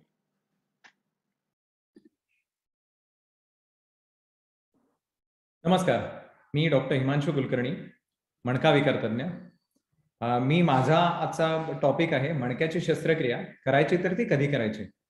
आता माझ्या आधीचे जे प्रथितयश स्पीकर्स होते, माझे तिन्ही गुरु, त्यांनी तुम्हाला याबद्दल अत्यंत डिटेलमध्ये सांगितलेलं आहे की मणक्याचे आजार होतात ते कशामुळे होतात, मणक्याचे विकार म्हणजे काय, त्यांची कारणं काय आणि त्याच्यावरती उपचार पद्धती काय असतात, आणि मणक्याच्या ऑपरेशन सोडूनच्या उपचार पद्धती काय करता येऊ शकतात, म्हणजे ब्लॉक्स आणि हे जे मॅडमनी सांगितलं. तर ऑपरेशनच्या पूर्वी काय गोष्टी आपण प्रयत्न करू शकतो आणि ऑपरेशन टाळण्याचा किंवा ऑपरेशन शिवाय पेशंटला फरक पडण्याचा प्रयत्न करू शकतो हे झालेलं आहे. आता मी याबद्दल बोलणार आहे की मग हे सगळं झाल्यानंतर ऑपरेशन करायचं तर ते कधी करायचं आणि करायचं तर का करायचं. तर व्यायाम, औषधं, फिजिओथेरपी, ब्लॉक हे सगळं झालं. आता वेळ आली शस्त्रक्रियेची. तर शस्त्रक्रिया करायची, कधी करायची, का करायची. तर मणक्याच्या शस्त्रक्रियेबद्दल एक अत्यंत कॉमन गैरसमज असतो की काहीही करा पण मणक्याचं ऑपरेशन करून घेऊ नका. तुम्हाला बरेच लोक सांगतील, तुमच्या आजूबाजूचे लोक भेटतील आणि माझ्याकडचा येणारा प्रत्येकच पेशंट मला हे सांगत असतो की सर सगळे म्हणतात की काही पण करा पण मणक्याचं ऑपरेशन नको करायला. मग ते मणक्याचं ऑपरेशन केलं की पेशंट झोपून राहतो, कामातून जातो, मग ते नंतर चालता येईल का, मग कायमची कंबरदुखी राहील का वगैरे अनंत प्रमाणात गैरसमज, मी शब्द त्यामुळे अगदी व्यवस्थित वापरलाय, समज नाही, हे अर्थातच गैरसमज आहे. हे जनमानसात खूप खोलवर रुजलेले आहेत आणि ही भीती लोकांमध्ये खूप प्रमाणात आहे. तर मणक्याचं ऑपरेशन नको, मग ते पूर्वी आमच्या 30 वर्षापूर्वी आमच्या ओळखीच्या कोणाचं तरी एकाचं ऑपरेशन झालं होतं, मग ते झोपून राहिला, मग पाय त्याचा दुखायचा गेला नाही, असे जे पेशंट मला सांगतात त्यांना मी कायम एकच गोष्ट सांगतो की 30 वर्षापूर्वी तुमच्या घरी जो टीव्ही होता आणि 20 वर्षापूर्वी तुमच्या हातातला जो मोबाईल होता तो सेम आहे का? नाही. आता ह्या सगळ्या गोष्टी कित्येक पटीने तुमच्या हातातल्या आणि दिवाणखान्यातल्या टीव्ही सुधारलेला आहे. तर जशी टेक्नॉलॉजी तुमच्या हातातल्या फोनमध्ये आणि तुमच्या दिवाणखान्यातल्या टीव्ही मध्ये बदलली, तशीच ती टेक्नॉलॉजी आमच्या ऑपरेशन थिएटरमध्ये सुद्धा बदलली. म्हणजे 30 वर्षापूर्वी ज्या प्रकारचे मायक्रोस्कोप किंवा अत्याधुनिक हत्यारं आमच्याकडे अवेलेबल होती, त्यापेक्षा ही आता 30 वर्ष पुढे गेलेली अजून अत्याधुनिक हत्यारं म्हणता येणार नाही, पण ऑपरेशनसाठी लागणारी आयुध आहेत. तर मायक्रोस्कोप्स आहेत, न्यूरो मॉनिटरिंग आहे, उत्कृष्ट दर्जाची स्क्रूज आहेत. तर ही टेक्नॉलॉजी फक्त तुमच्याकडे नाही बदलली, आमच्याकडे बदलली. त्यामुळे आजच्याच काळामध्ये मणक्याचं ऑपरेशन ही अत्यंत सुरक्षित आणि खात्रीदायकरित्या रिझल्ट देणारी गोष्ट आहे. त्यामुळे मणक्याची शस्त्रक्रिया ही आता जे लोक घाबरतात त्याला मी अगदी स्पष्टपणे म्हणू शकेल की हा फक्त एक बागुलबो आहे, यात तथ्य काहीच नाही. ही ऑपरेशन अत्यंत सुरक्षित आणि यशस्वी असतात. तर गरज पडली तर ती न घाबरता डोळे झाकून करून घ्यायला हरकत नाही. तर मग तुम्ही म्हणाल बघ गरज पडली तर म्हणजे कधी? मग गरज पडल्यावर काय? आता गरज पडेल तेव्हा म्हणजे मणक्याचं ऑपरेशन करायचं असेल तर त्यातलं सर्वात पहिलं इंडिकेशन किंवा सर्वात पहिलं कारण की सर्व प्रयत्न थकल्यावर. मणक्याचं ऑपरेशन कधी करून घ्यावं की ऑपरेशन टाळण्याचे किंवा दुखणं ऑपरेशन विना दुखणं कमी करण्याचे सर्व प्रयत्न जेव्हा थकतील तेव्हा मात्र ऑपरेशनचा विचार करायला पाहिजे. म्हणजे काय काय की माझी औषधं घेऊन झाली, माझे फिजिओथेरपिस्टनी सांगितलेले व्यायाम करून झाले, पेन ब्लॉक झाला, मणक्यातले इंजेक्शन करून झालं, पण माझं दुखणं काय कमी होत नाही. तर आता काय करावं? तर आता ऑपरेशन करून घ्यावं. कारण तुमचं दुखणं जर अशा लेवलला आहे की ज्यांनी औषधं तुमची घेऊन झालेली आहेत, व्यायाम करून झालेले आहेत, मणक्यातलं इंजेक्शन घेतलेलं आहे, तर आता ऑपरेशन म्हणजे काय म्हणतात, ऑपरेशन टाळण्याचे किंवा ऑपरेशन पुढे ढकलण्याचे किंवा बिना ऑपरेशनचे बरे होण्याचे सर्व प्रयत्न आता संपलेले आहेत. तर केवळ ऑपरेशनची भीती म्हणून शांत बसणे किंवा ऑपरेशनची भीती म्हणून दुखणं अंगावर काढणे किंवा पुढे ढकलणे आणि दुखणं सहन करून जगत राहणे हे करण्यापेक्षा हे सगळे प्रयत्न जर तुमचे करून झाले असतील तर आता न घाबरता ऑपरेशनला सामोरं जायला काही हरकत नाही, असा आमचा तज्ञांचा सल्ला आहे. तर ऑपरेशन करण्याचं सर्वात पहिलं कारण म्हणजे काय, सर्व प्रयत्न थकले पण दुखणं थकलं नाही. दुखणं आहे तसंच आहे, त्रास आहे तसंच आहे, चालण्याला त्रास होतो, पाय दुखतो, काही अंतर चाललं तर बसायला लागतं किंवा हात पूर्ण दुखतोय, हातात मुंग्या येत आहेत, या सगळ्या गोष्टी झाल्या आणि औषधं व्यायाम सगळं करून झालं असेल तर न घाबरता डोळे झाकून ऑपरेशन करून घ्या. दुसरं महत्वाचं कारण, सर्वात महत्वाचं इंडिकेशन म्हणजे धोक्याची घंटा वाजल्यानंतर. म्हणजे आता धोक्याची घंटा म्हणजे काय की बऱ्याच वेळेला अशा गोष्टी असतात की जेव्हा दुखणं असतं किंवा बाकी गोष्टी असतात तेव्हा डॉक्टर पेशंटना सांगतात की हे दुखणं कधीतरी कमी करायला पाहिजे, तुमच्या सोयीने तुमच्या सवडीने ऑपरेशन करून घ्या. तेव्हा ऑपरेशन कधी करून घ्यायचं हा चॉईस किंवा हा निर्णय पेशंटचा असतो. पण काही धोक्याच्या घंटा असतात की ज्या तुम्हाला भविष्यात खूप धोकादायक ठरू शकतात, तेव्हा डॉक्टरच इन्सिस्ट करतात की आता वेळ नाहीये, हे लवकरात लवकर करून घ्या, ही पुढे ढकलण्यासारखी गोष्ट नाही. तर ह्या धोक्याच्या घंटा वाजल्या किंवा ह्या धोक्याच्या घंटा म्हणजे ह्या गोष्टी जर तुमच्या शरीरामध्ये दिसत असतील तर ऑपरेशन लवकरात लवकर करून घेणं हाच मोठा शहाणपणा आहे. तर या धोक्याच्या घंटा म्हणजे काय की हातातली किंवा पायातली ताकद कमी झाली आहे, तुमच्या संडास लघवीवरचा ताबा कमी झालाय किंवा तुमचा चालताना तोल जातोय किंवा संडास लघवीच्या भागामध्ये सुंदपणा जाणवतोय. ह्या गोष्टी जर असतील तर लवकरात लवकर ऑपरेशन करून घेणं हे केव्हाही शहाणपणाचं ठरेल. कारण ह्या गोष्टी एकदा परमनंट झाल्या म्हणजे आता तुमच्या पायातली ताकद एकदा गेली, मग 2 महिन्यांनी तुम्ही ऑपरेशन करून घेतलं किंवा नाही घेतलं या गोष्टींनी फार फरक पडत नाही, कारण ती नस जी खराब झालेली असते ती कायमची खराब होते. तर ह्या धोक्याच्या घंटा वाजायला लागल्यानंतर तुम्ही जेवढ्या लवकरात लवकर ऑपरेशन कराल तेवढी ती नस मोकळी होऊन तुमच्या रिकव्हरीचे चान्सेस सर्वात जास्त असतात. म्हणजे माझ्या आज पायातली ताकद गेली आणि मी उद्याच्या उद्या ऑपरेशन करून घेतलं किंवा लवकरात लवकर ऑपरेशन करून घेतलं तर ती माझी पायातली ताकद परत येण्याचा चान्स हा चांगला असेल. हे जर मी 6 महिन्यांनी ऑपरेशन केलं तर मग तुम्ही ऑपरेशन केलं काय आणि नाही केलं काय ह्या गोष्टींनी फरक पडत नाही. आणि अशा गंभीर गोष्टी की संडास लघवीवरील ताबा कमी होणे, जर संडास लघवीवरचा ताबा तुमचा आला नाही तर एक आयुष्यभर तुम्हाला लघवीची नळी घेऊन फिरायला लागतं आणि ह्याच्यापेक्षा वाईट आयुष्य काय नाही.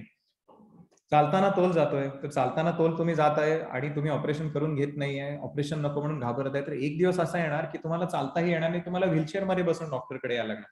तर ह्या काही धोक्याच्या घंटा आहेत. तर पेशंटना आम्ही सांगतो की ही धोक्याची घंटा जर वाजते असं तुमच्या लक्षात आलं तर आता तुम्हाला घालवायला वेळ नाही. जेवढ्या लवकर तुम्ही ऑपरेशन करून घ्याल तेवढे हे एकतर पुढचा धोका टळेल आणि आहे त्याच्या रिकव्हरीचे चान्सेस तेव्हाच असतील जेव्हा तुम्ही लवकरात लवकर हे करून घ्याल. हे ह्या सगळ्या गोष्टी एकदा झाल्या की त्याच्यानंतर 6 महिने 1 वर्षांनी तुमचं ऑपरेशन करायचा मनाचा निर्धार झाला तर तेव्हा त्या निर्धाराचा काही उपयोग नाही, कारण 6 महिन्यांनी ऑपरेशन केल्यानंतर हे झालेले प्रॉब्लेम परत किती बरे होतील याचं काहीच शाश्वती देता येत नाही, कारण एक नस एकदा खराब झाली की ती खराब झाली. चौथी महत्वाची गोष्ट म्हणजे पुढील धोका टाळण्यासाठी आता मी तुम्हाला मागे काही 4-5 धोके सांगितले. MRI मध्ये बघितल्यानंतर किंवा पेशंटला तपासल्यानंतर आपल्याला बऱ्याच वेळेला लक्षात येतं की ह्या पेशंटला या मागच्यापैकी काही धोके होण्याची शक्यता आहे. म्हणजे मानेच्या मणक्यातली मोठी चकती सरकली आहे आणि तुम्हाला असं वाटतं की एवढी मोठी चकती आहे आणि ते पेशंटचा हलकासा तोल जायला चालू झालाय, हे केवळ तुमच्या तपासणीत लक्षात येतंय पण पेशंटला अजून काही त्रास नाहीये. तर अशा वेळेला बऱ्याच वेळेला तुम्ही पेशंटला सांगितलं किंवा अजून एक उदाहरण म्हणजे थोडासा संडास लघवीच्या भागात सुंदपणा जाणवायला लागलेला आहे जे तुम्हाला तपासणीत कळतंय पण पेशंटला त्याचा त्रास नाहीये. बऱ्याच वेळेला पेशंटला अशा वेळेला ऑपरेशन सांगितलं की पेशंटला पटत नाही. ते म्हणतात, अहो तुम्ही काय एमआरआय बघून ऑपरेशन सांगताय, मला ह्यातला काहीच त्रास नाही आहे, तर ऑपरेशन कशाला करून घेऊ. तर तेव्हा ते ऑपरेशन त्या हिशोबाने तो त्रास होऊ नये ह्यासाठी असतं. म्हणजे कमरेच्या मणक्यातली मोठी चकती सरकली आहे, ती इतकी मोठी आहे की एखादा हादरा पेशंटला घरी जाताना बसला तर ती अजून नस दाबून संडास लघवीवरचा ताबा घालवायची शक्यता आहे. तर डॉक्टरांना ह्या साधारण भविष्यात होणाऱ्या त्रासाचा अंदाज असतो, कारण आम्ही हे रोज बघत असतो. त्याच्यामुळे एवढी मोठी चकती आहे की हमखास तुमच्या पायातली ताकद घालवणार आहे, किंवा एवढी मोठी चकती आहे की हमखास तुमचा खांद्यातली कमकुवतपणा ती करणार आहे, किंवा एवढी मोठी चकती आहे की तुमचा चालण्याचा तोल जातानाचा त्रास ती चालू करून एक दिवस तुम्हाला झोपून राहायला लावणार आहे. तर अशा वेळेला जेव्हा आपल्याला ह्या गोष्टींचा अंदाज असतो किंवा या गोष्टींची हलकीशी सुरुवात असते जी आपल्याला लक्षात येते, पण पेशंटला कसं, पेशंटना कायम असं वाटत असतं की ऑपरेशन तेव्हा करावं किंवा त्रास खूप होईल. पण अशा धोक्याच्या वेळेला खूप त्रास हा बऱ्याच वेळेला तुमचं कायमचं वाटोळं करण्यासारखा असू शकतो. त्यामुळे एवढा त्रास होईपर्यंत थांबणं कधी शहाणपणा नसतो. त्याच्यामुळं ऑपरेशनचं तिसरं महत्वाचं इंडिकेशन म्हणजे आपल्याला जर लक्षात आलंय की एमआरआय किंवा कुठल्याही क्लिनिकल तपासणीमध्ये पुढील तुमचा धोका मोठा आहे, तर ऑपरेशन करून घ्यावं हे पुढील धोका टाळण्यासाठी. एकदा तुम्ही चालायचे थांबला किंवा मागच्या मी तुम्हाला धोक्याच्या घंटा सांगितल्या, या धोक्याच्या घंटा एकदा वाजायला लागल्या आणि त्याच्यानंतर आपण जागे झालो तर काही उपयोग नाही. ऑलरेडी जे व्हायचं ते होऊन गेलेलं असतं. त्याच्यामुळे आपल्याला जर एमआरआय, इतर तपासणी आणि क्लिनिकल तपासणीत लक्षात आलंय की आपला धोका आता अटळ आहे, आपण कडेलोटावरती उभे आहोत, तर तो कडेलोट न होऊ देता मागे सरकणे हा केव्हाही शहाणपणाचा ठरेल. त्याच्यामुळे तिसरं महत्वाचं इंडिकेशन म्हणजे पुढील धोका टाळण्यासाठी. एमआरआय मध्ये मोठी चकती दिसते, संडास लघवीवरच्या भागाचा सुंदपणा चालू झालाय, चालताना हलकाच तोल जायला लागलाय, तर हे सगळे पुढील धोक्याच्या घंटा आहेत. ते टाळण्यासाठी ऑपरेशन करणं गरजेचं राहील. आणि चौथं आणि सर्वात महत्वाचं कारण म्हणजे जीवनमानाचा दर्जा सुधारण्यासाठी. आता शक्यतो मणक्याची दुखणी असतात, अर्थात हा नियम नाही, अत्यंत तरुण लोकांची सुद्धा ऑपरेशन्स मी केलेली आहेत, पण शक्यतो मणक्याची दुखणी होतात. ही वयोमानानुसार तुमच्या मणक्याची झीज होऊन म्हातारपणी मणका खराब होतो आणि त्यानुसार ही दुखणी चालू होतात. तर आता हे एक उदाहरण झालं, तरुण माणसांमध्ये हे सुद्धा हे त्रास होऊ शकतात. तर बऱ्याच वेळेला असं होतं की आपण दुखणं सहन करतो, दुखणं अंगावर काढतो आणि ऑपरेशनची भीती म्हणून हे आपण पुढे ढकलत राहतो. मी तुम्हाला म्हणलं तसं ही वयोमानानुसार होणाऱ्या झिजेची लक्षणं आहे. तर बऱ्याच वेळेला असं असतं की 60ला आपण रिटायर होतो. 60 नंतर आपलं ठरलेलं असतं की आता मी आयुष्यभर सकाळी 8ला उठून ऑफिसला गेलोय. आता माझा दोस्तांचा ग्रुप आहे, मी रोज ट्रेकिंगला जाणार किंवा मी सायकलिंग करणार किंवा मी रोज सकाळी फिरायला जाणार, हे तुमचं एक एम आहे. आणि होतं काय, हळूहळू झीज होते, तुम्ही जस्ट चालू केलेलं असतं आणि तुम्हाला पाय दुखायला लागतो, काही अंतर चालल्यानंतर बसायला लागतं. थोडं अंतर म्हणजे जो माणूस, आता हे अर्थात मी 60 नंतरचं उदाहरण दिलं, हे कोणाबरोबरही होऊ शकतं की जो माणूस रोज सकाळी 5 किलोमीटर चालायला जायचा किंवा रोज सकाळी सायकलिंगला जायचा, त्याला आता 500 मीटर चालल्यानंतर बसायला लागतं. आता 500 मीटर हे एखाद्या ऑलरेडी जख्म म्हाताऱ्यासाठी किंवा एक सिडेंटरी लाईफस्टाईल असलेल्या किंवा आळशी माणसासाठी 500 मीटर अंतर काय ठीक आहे, 500 मीटर तो चालतो बसतो, त्याला फरक पडत नाही. पण जो माणूस अजून आयुष्यात ऍक्टिव्ह आहे, सगळ्या गोष्टी करायची त्याला इच्छा आहे, त्यासाठी ही अत्यंत मनस्ताप देणारी गोष्ट ठरते की मला करायची खूप इच्छा आहे, मी चालतो फिरतो, मला बाहेर जायचं असतं, पण 500 मीटर चालून मला बसायला लागतं. असं थांबत थांबत थांबत मी किती दिवस चालणार? किंवा माझा उजवा पाय इतका दुखतोय की माझी सायकलिंगला जायची, काही काम करायची, अगदी कामाला जायची माझी इच्छाच उरत नाही. तर तुमचं दुखणं खूप नाहीये, तुमच्या संडास लघवीवरचा ताबा नाही गेलाय, तुमच्या पायातली ताकद उत्तम आहे, पण हे दुखणं किंवा ही डिसॅबिलिटी किंवा हे अवलंबित्व हे तुम्हाला मानसिकदृष्ट्या छळतंय, तर तुमच्या जीवनमानाचा दर्जा अर्थातच कमी झालेला आहे. तर हे ऑपरेशन का करून घ्यावं? तर जीवनमानाचा दर्जा सुधारण्यासाठी. म्हणजे मला सगळं करायचंय, मी साधी ही तरुण माणसाची सुद्धा गोष्ट असू शकते ना, की मी ऑफिसला जातो, मला प्रमोशन आता आहे, आता माझी ऐन उमेदीची वर्ष आहेत, मला धावपळ करायला लागते, माझं करिअरमध्ये एम खूप हाय आहे, पण माझ्या 4थ्या-5व्या मणक्यातली चकती सरकली आणि पाय भयंकर दुखतो. कुठेही जायचं म्हणलं, ऑफिसच्या टूरला जायचं म्हणलं किंवा खूप वेळ ऑफिसमध्ये काम करायचं म्हणलं, मला त्याचा भयंकर त्रास होतो आणि मला ते जीवावर येते, मला कंटाळा यायचा. त्याच्यामुळे मी टूर टाळतोय किंवा मग मी ऑफिसच्या पार्टीला जायला टाळतोय, जिथे मी 4 लोकांना भेटून माझ्या ओळखी करून घेऊ शकतो. या सगळ्यामुळे माझं करिअर मार खात आहे. तर हे म्हाताऱ्यांनाच म्हणजे वयस्कर माणसांनाच लागू असतं असं नाही, हे तरुण माणसाला सुद्धा होऊ शकतं. तर ह्या सगळ्या गोष्टी तुम्हाला त्रास देणार आहेत, तर हा तुमचा त्रास तुमच्या जीवनमानाचा दर्जा खालावत आहे. तर हा त्रास सहन करत बसू नका, ऑपरेशन करून घ्या, दुखण्यातून मोकळे व्हा आणि मोकळेपणाने जीवन जगा. याच्या उलट सुद्धा काही उदाहरणं असतात, पण ती खूप कमी असतात. म्हणजे एक मी साधं उदाहरण सांगतो. कोल्हापूरमधले एक मोठे बिल्डर माझे पेशंट आहेत. तर पहिल्यांदा मी त्यांना बघितलं तेव्हा त्यांच्या 4थ्या आणि 5व्या मणक्यातली चकती सरकून नसांवरती प्रचंड दबाव होता. तर त्यांचं पण असंच होतं की अत्यंत ऍक्टिव्ह माणूस, सोशली ऍक्टिव्ह, सोशली इन्फ्लुएन्शियल, तर थोडं अंतर चालायला लागले, 500 मीटर चालायला की बसायला लागायचं, पाय भरून यायचे, पाय दुखायला लागायचे. मग मी म्हणलं की सर आता हे तुम्ही ऍक्टिव्ह माणूस आहात, असं नाही की तुम्ही रिटायरमेंट होऊन बेडवर पडून आहात, तुम्ही रिटायरमेंट नंतर सुद्धा एवढे ऍक्टिव्ह आहात, तर तुमची ऍक्टिव्हिटी लेवल चालू राहील, तर ऑपरेशन करून घ्या आणि तुम्ही मोकळे व्हाल. ते म्हणाले ओके. मग साधारण 3 महिन्यांनी माझ्याकडे ते परत आले. मी म्हणलं सर 3 महिन्यांनी तुम्ही आला, काय म्हणजे कुठे पुण्याला बिण्याला ऑपरेशन करून घेतलं का, काय काय चाललंय सध्या, कसे आहे तुम्ही? ते म्हणले नाही सर तुम्ही सांगितलं आता मी करून घेणार तर तुमच्याकडूनच करून घेणार, पण आता काय मला ऑपरेशन नको आहे. मग मी म्हटलं कसं मॅनेज करताय तुम्ही? तर ते म्हणले सोपं आहे, तुम्ही म्हणाला ना की तुमचं जीवनमान त्या हिशोबाने अफेक्ट व्हायला लागले, तर मी म्हणाले माझं जीवनमानाचा प्रकारच मी बदलून घेतला. मी आय वॉज सरप्राईज. मी म्हटलं कसं? तर त्यांनी सांगितलं की व्हायचं काय, मला 500 मीटर चालल्यानंतर बसायला लागायचं. तर मी आता काय केलंय, माझं ऑफिस मोठ्या कॉम्प्लेक्स आहे, त्यांचं स्वतःचं कॉम्प्लेक्स, तर मी गेटपाशी उतरायचो आणि गेट पासून मी चालत जायचो, लॉबी मधून पहिल्या मजल्यावर माझं ऑफिस होतं. तेवढं चालताना मला 2 वेळा थांबायला लागायचं. आता मी काय केलं, गेट मोठं करून घेतलं, माझं ऑफिस ग्राउंड फ्लोअरवर शिफ्ट केलं. आता ड्रायव्हर मला डायरेक्ट माझ्या ऑफिसच्या दारात सोडतो, मी गाडीतून उतरतो आणि मी जाऊन माझ्या खुर्चीवर बसतो. तिथे मी काम करतो 3-4 तास, जे काही असेल ते तिथल्या तिथे माझं उठणं बसणं समोर होतं. ड्रायव्हर मला परत दारात खायला येतो, मी गाडीतून बसून घरी जातो. घरी गेल्यावर मी माझी बेडरूम पहिल्या मजल्यावर होती, खाली माझ्या मुलाची बेडरूम होती. आम्ही बेडरूम एक्सचेंज केली. बेडरूम पाशी मी दरवाजा करून घेतला, तर मी डायरेक्ट आता बेडरूम मध्ये म्हणजे हॉलपाशी मी थोडा जवळ दरवाजा करून घेतला. मी डायरेक्ट मला डॉक्टर माझा ड्रायव्हर आहे तो त्या दरवाजापाशी आत येऊन सोडतो पोर्चमध्ये, मी तिथून हॉलमध्ये जातो, हॉलमधून बेडरूम मध्ये जातो. ह्या सगळ्यामध्ये डॉक्टर मला कुठे 500 मीटर चालायलाच लागत नाही, त्याच्यामुळे मी आनंदी आहे. त्यामुळं माझा जो प्रॉब्लेम होता त्या हिशोबाने मी माझं आयुष्य ऍडजस्ट करून घेतलेलं आहे. ऍडजस्ट करून घेतलेल्या आयुष्यावर मी सुखी आहे. जेव्हा अशी वेळ येईल की मला आता एवढे या सगळ्यामध्ये मला 100 मीटर अंतर आहे, माझी जेव्हा अशी वेळ येईल की मला 50 मीटर पण चालता येत नाही, त्यावेळेला मी ऑपरेशन करून घेतो. अशा हिशोबाने त्यांनी त्यांचं जीवनमान त्यांच्या हिशोबाने बदलून घेतलं. प्रत्येक माणसाला हे करणं शक्य होईल असं नाही. दुसरा एखादा माणूस असा असू शकेल की मला एवढं चालता येत नाही, मी ऍक्टिव्ह आहे, मी ऑपरेशन करून घेतो.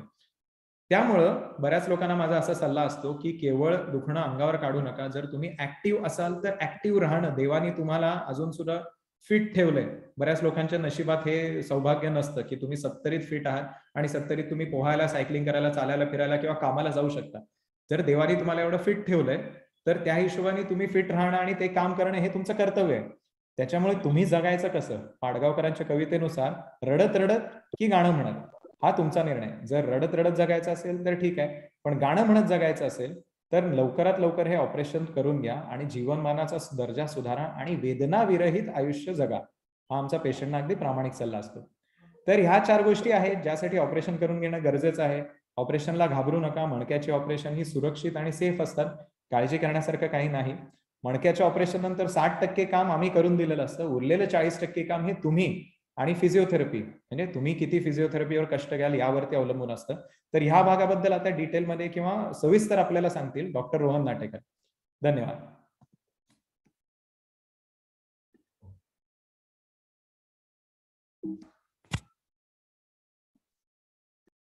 आपले चौथे वक्ते आहेत डॉक्टर रोहन नाटेकर. हे आता नुकतेच सांगलीमध्ये त्यांनी 2-3 वर्षापासूनच त्यांनी आपलं फिजिओथेरपीचं हे मांडलेलं आहे. ते आपल्याला आधुनिक पद्धतीनं, नैसर्गिक आणि आधुनिक पद्धतीनं आपल्याला उपाय सुचवतात. आणखीन त्यांचाही अनुभव प्रदीर्घ आहे. त्यांनी ऑकलँड युनिव्हर्सिटी न्यूझीलंड येथून शिक्षण प्राप्त फिजिओथेरपीचं शिक्षण प्राप्त केलेलं आहे. तसेच संचित इन्स्टिट्यूट ऑफ ऑर्थोपेडिक रिहॅबिलिटेशन मधून तिथेही ते कार्यरत होते. तसंच मध्यंतरी पुण्यात जी इंटरनॅशनल मॅरेथॉन झाली तिथेही ते he was a marathon physiotherapist. आणखीन त्यांनी बरेचसे प्रबंधही लिहिलेले आहेत. बालेवाडी येथील स्पोर्ट्स हबमध्ये सुद्धा त्यांनी फिजिओथेरपी कोच म्हणून काम पाहिलेलं आहे. तर असं हे चतुरस्त्र व्यक्तिमत्व आहे. क्रीडा वैद्यक शास्त्रामध्ये त्यांनी विशेष प्रावीण्य प्राप्त केलेलं आहे. तर आपण पाहूया आणि ऐकूया डॉक्टर रोहन नाटेकर यांना. सर्वप्रथम मी डॉक्टर सुनील पाटील सर यांचे आभार मानतो की त्यांनी एवढी छान इंट्रोडक्शन दिली. आता आपण पुढच्या टॉपिकला येऊया जो आहे फिजिओथेरपी शस्त्रक्रियेपूर्वी आणि शस्त्रक्रियेनंतर. मी डॉक्टर रोहन नाटेकर, फिजिओथेरपिस्ट आहे आणि आज तुम्हाला मी फिजिओथेरपीचा रोल पाठदुखीमध्ये काय असतो, कशा प्रकारे पाठदुखी ही टाळता येते आणि जर शस्त्रक्रिया झाली पाठीची तर त्याच्यानंतर काय फिजिओथेरपी दिली जाते याबद्दल आज मी बोलणार आहे. तर आता सर्वप्रथम आपण जाणून घेऊया की पाठदुखीची काय कारणं आहेत. तर पहिलं आहे वय. याच्यामध्ये 3 कॅटेगरीज असतात. पहिल्या विभागणीमध्ये ही यंग मुलं येतात जी शाळेत जाणारी आहेत, कॉलेजला जाणारी आहेत, ज्यांच्यामध्ये मेनली हे त्यांचं चुकीच्या पद्धतीने दप्तर उचलणं जाणं, लॅपटॉपची बॅग उचलली गेली किंवा अभ्यास करायला बसताना चुकीच्या पोश्चरमध्ये बसणं झालं तर पाठदुखी प्रामुख्याने दिसते.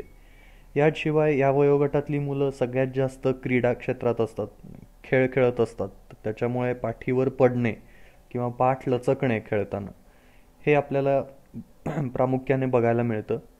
दुसरा वयोगट असतो तो मिडल एज लोक म्हणतो, साधारण वयवर्ष 25 ते वयवर्ष 60 पर्यंत, ज्यांचं कामाचं स्वरूप याच्यामुळे पाठदुखी होण्याची शक्यता असते. त्यांच्या कामामध्ये जड उचलण्याची रिक्वायरमेंट असेल किंवा एकाच जागी बसून 8 तास 10 तास कॉम्प्युटरवर मोबाईलवर काम करणं असेल किंवा घरातली कामं असतील की बाबा धुणी भांडी करणं, फरशी करणं, याच्यामुळे सुद्धा पाठदुखी उद्भवू शकते. आणि तिसरा वयोगट असतो की जो सिनियर सिटीजन लोक म्हणतो, वयवर्ष 60 नंतर, त्यांच्यामध्ये बेसिकली पाठदुखी ही वयोमानाने होणारी मणक्यातली झीज किंवा जे स्नायू आपले कमजोर होतात, व्यायामाचा अभाव या वयात दिसतो आणि त्याच्यामुळे पाठदुखी वारंवार होते. पुढचं कारण आहे की लठ्ठपणा, म्हणजे चुकीची खाण्याची पद्धत, पॅक्ड फूड असेल, प्रिझर्वेटिव्ज असतील, व्यायामाचा अभाव असेल, याच्यामुळे जी आपली पोटाच्या अवतीभोवती फॅट जमा होते त्याच्यामुळे पाठीच्या स्नायूंवरती हा एक चुकीच्या पद्धतीने ताण येतो आणि वारंवार पाठदुखी होऊ शकते. पुढचं कारण आहे चुकीचं पोश्चर, म्हणजे बेसिकली बसणं असेल, उभं राहणं असेल किंवा जड गोष्टी उचलताना जर आपण आपली व्यवस्थित काळजी नाही घेतली तर ही पाठदुखी होऊ शकते. आणि पुढचं आहे की इतर वैद्यकीय कारणं, ज्याच्यामध्ये बेसिकली डॉक्टर श्रीकांत देशपांडे सरांनी आपल्याला व्यवस्थित सांगितलं की किती वेगवेगळ्या प्रकारची कारणं असतात. ऑस्टिओपोरोसिस असेल, स्लिप डिस्क असेल किंवा लंबार कॅनॉल स्टेनोसिस असेल, तर ही कारणं बेसिकली पाठदुखीला आमंत्रण देतात. तर आता उभं राहण्याची आदर्श स्थिती कशी असली पाहिजे. तर आता उभं राहताना आपल्याला काळजी घ्यायची की आपला पाठीचा कणा हा सरळ पाहिजे. जर आपण जॉगिंगला जात असाल किंवा लीजर वॉकला जात असाल तर आपल्याला कमरेतून फार पुढे किंवा मागे झुकायचं नाही आहे. जर शाळेत जाणारी मुलं एकाच खांद्यावरती बॅग लटकवत असतील तर त्यांना आपण सांगणं गरजेचं आहे की बॅग ही दोन्ही खांद्यावरती व्यवस्थित लटकवली पाहिजे आणि ती लोंबकळती नको, पाठीला घट्ट टेकलेली हवी. आता आपण न्यूजपेपर वाचत असू किंवा टी व्ही बघत असू तर खुर्चीवर बसल्यानंतर आपण प्रामुख्याने एक महत्त्वाचं टाळायचं आहे की कमरेतून पुढं वाकणं किंवा कमरेतून मागे वाकणं. बसताना खुर्चीच्या पूर्ण मागे जाऊन बसायचं आहे आणि पाठ ही सरळ ठेवायचा प्रयत्न करायचा आहे. जर घरी लहान मुलं हे अभ्यास करत असतील आणि जर पाठीतून पुढे वाकून लिहित असतील किंवा वाचत असतील तर त्यांना आत्तापासूनच सवय लावणं खूप गरजेचं आहे की बाबा पाठीचा कणा हा सरळ राहायला पाहिजे. आता कुठेतरी टेक्नॉलॉजी एवढी इव्हॉल्व्ह होत चालली आहे की माणसाचा कणा हा आधी वानरासारखा सी शेप्ड होता, तो हळूहळू सरळ होत गेला. पण आता मोबाईलचा वापर, कॉम्प्युटरचा वापर याच्यामुळे आपण दिवसेंदिवस परत पाठीतून, मानेतून खाली वाकत चालले आहोत आणि कुठेतरी आता काळजी वाटते की येणाऱ्या काळात कदाचित आपलं पोश्चर हे आधीचा वानर जसा होता त्याच्यासारखं तर नाही न होणार. आता खूप लोक कोविडमुळे वर्क फ्रॉम होम करतायत, एस्पेशली IT सेक्टरमधली लोक, तर ज्यांचं मेनली काम हे कॉम्प्युटरवरती आहे, मोबाईलवरती आहे. तर आता मी पहिलं तुम्हाला सांगणार आहे की कसं कॉम्प्युटरचा वापर करताना पोश्चर असणं गरजेचं आहे. पहिलं आहे की आपलं कॉम्प्युटर हा म्हणजे मॉनिटर हा साधारण 18 ते 24 इंच लांब असणं गरजेचं आहे. याचं कारण असं आहे की याच्यामध्ये पूर्ण कॉम्प्युटरची स्क्रीन ही कवर होते आणि आपल्याला मान खूप वरखाली करावी लागत नाही, ज्यांनी मानेवरती आणि वरच्या पाठीवरती प्रेशर येत नाही. डोळ्यांनी व्यवस्थित सगळी स्क्रीन कव्हर होते. दुसरं आहे, आपण खुर्ची निवडताना खुर्चीला 2 गोष्टी असणं खूप गरजेचं आहे. एक, पाठ टेकवायची जागा म्हणजे बॅक सपोर्ट, आणि दुसरं, हात लोंबकळते राहू नयेत यासाठी आर्म सपोर्ट असणं गरजेचं आहे. आपले हात हे व्यवस्थित टेकलेले हवेत खुर्चीच्या हँडलवर, जेणेकरून खांद्यावरती आणि पाठीवरती प्रेशर नाही येणार. खुर्चीवरती बसताना पूर्ण खुर्चीच्या मागे जाऊन बसायचं आहे टेकून, आणि जर खुर्ची उंच असेल खूप तर पायाखाली एक छोटंसं स्टूल घ्यायचं आहे, जेणेकरून पाय लोंबकळते राहणार नाहीत आणि पाठीवर प्रेशर येणार नाही. आता हल्ली सगळेच लोक मोबाईलवरती असतात, यूट्यूबवर व्हिडिओ बघत असतील, व्हॉट्सअपला मेसेज करत असतील किंवा ईमेल चेक करत असतील. ॲटलिस्ट प्रत्येक वेळेला आपण फोन उघडतो त्यावेळेला 5 ते 10 मिनटं तरी फोनवरती जातात आपले. तर तुम्ही बघाल तर आपली मान ही सरळ असते त्यावेळेला साधारण 4.5 ते 5 किलो वजन हे मानेच्या मणक्यांवर येत असतं. पण जशी जशी मान तुम्ही खाली वाकवत जाल, म्हणजे साधारण 15 डिग्रीपासून 60 डिग्रीपर्यंत, तसं वजन हे 12 किलोपासून 27 किलोपर्यंत सुद्धा येऊ शकतं मानेवरती, आणि मग त्यांनी खांदेदुखी, मानदुखी यासारखे आजार जडू शकतात. तर आपल्याला काळजी काय घ्यायची आहे की एक म्हणजे आपल्या मोबाईलची स्क्रीन ही खाली नको. मोबाईल हा साधारण आय लेवलला असणं गरजेचं आहे. तुम्ही बसून वाचत असाल, मोबाईल बघत असाल तर पूर्ण मागे पाठ टेकवायचे आणि थोडंसं हाताने मोबाईलची स्क्रीन वर करायचे, म्हणजे आपल्याला मान अजून खाली वाकवावी लागणार नाही. आता अनेक लोकांची रिक्वायरमेंट आहे कामाची जड गोष्टी उचलणे, एस्पेशली ऑटोमोबाईल इंडस्ट्री असेल तर त्याच्यामध्ये आपण कायम ॲडवाईस करतो की कुठलीही जड गोष्ट उचलताना bend from your knees not from your back, म्हणजे गुडघ्यातून वाकणं आणि पाठ सरळ ठेवणं हे अत्यंत गरजेचं आहे. कुठलीही गोष्ट जर तुम्ही खांद्याच्या लेवलपेक्षा वरती ठेवत असाल जड गोष्ट, तर जिथे ठेवणार आहे त्याच्या अत्यंत जवळ जाणं गरजेचं आहे, म्हणजे खांद्यावर आणि कमरेवर प्रेशर कमी येईल. आणि एका जागेहून दुसऱ्या जागी जर तुम्ही काही जड गोष्टी, बॉक्सेस शिफ्ट करत असाल तर तुमचे पाय हे तुमच्या खांद्यांबरोबर वळणं अपेक्षित आहे. जर पाय तसेच राहिले आणि पाठीतून तुम्ही वळालात तर पाठ लचकण्याची किंवा दुखवण्याची शक्यता आहे. आता खूप लोकांना प्रश्न असतो की अरे बाबा मला पाठदुखी झाली तर मी कसं झोपलं पाहिजे. काही लोक आहेत ते वारंवार आपली मॅट्रेस, आपला बेड बदलत राहतात. तर सगळ्यात पहिलं काय नाही करायचं आहे तर पोटावरती झोपायचं नाही आहे.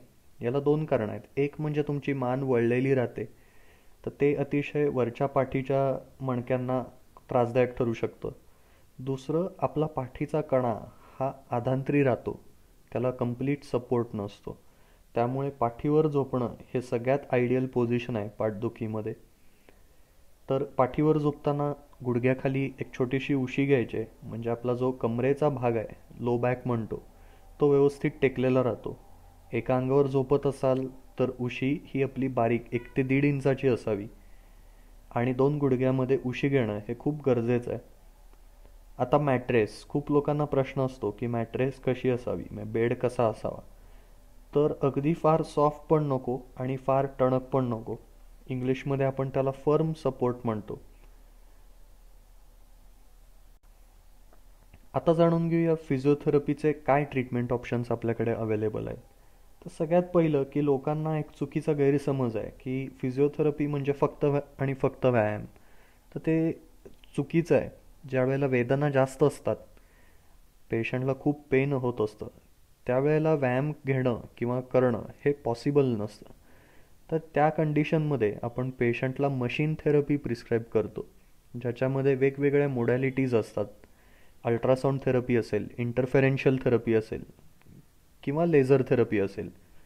याच्यामुळे, या मशीनमुळे आपण अवघडलेला स्नायू हा सैल करण्याचा प्रयत्न करतो, त्याला रक्तपुरवठा वाढवतो, त्याची हिलिंग प्रोसेस फास्ट करतो, आणि एकदा वेदना कमी झाल्या की मग त्याला आपण मॅन्युअल थेरपी, म्हणजे जे आपली मणक्यामधली हालचाल आहे ती फिजिओथेरपिस्ट आपल्या हाताच्या साहाय्याने किंवा इन्स्ट्रुमेंटच्या साहाय्याने ती वाढवतात, गरज असल्यास ट्रॅक्शन देतात, आणि मग आपण पेशंटला एकदा त्याचं पेन हे साधारण 70 ते 80% कमी झालं की आपण व्यायाम प्रिस्क्राईब करतो.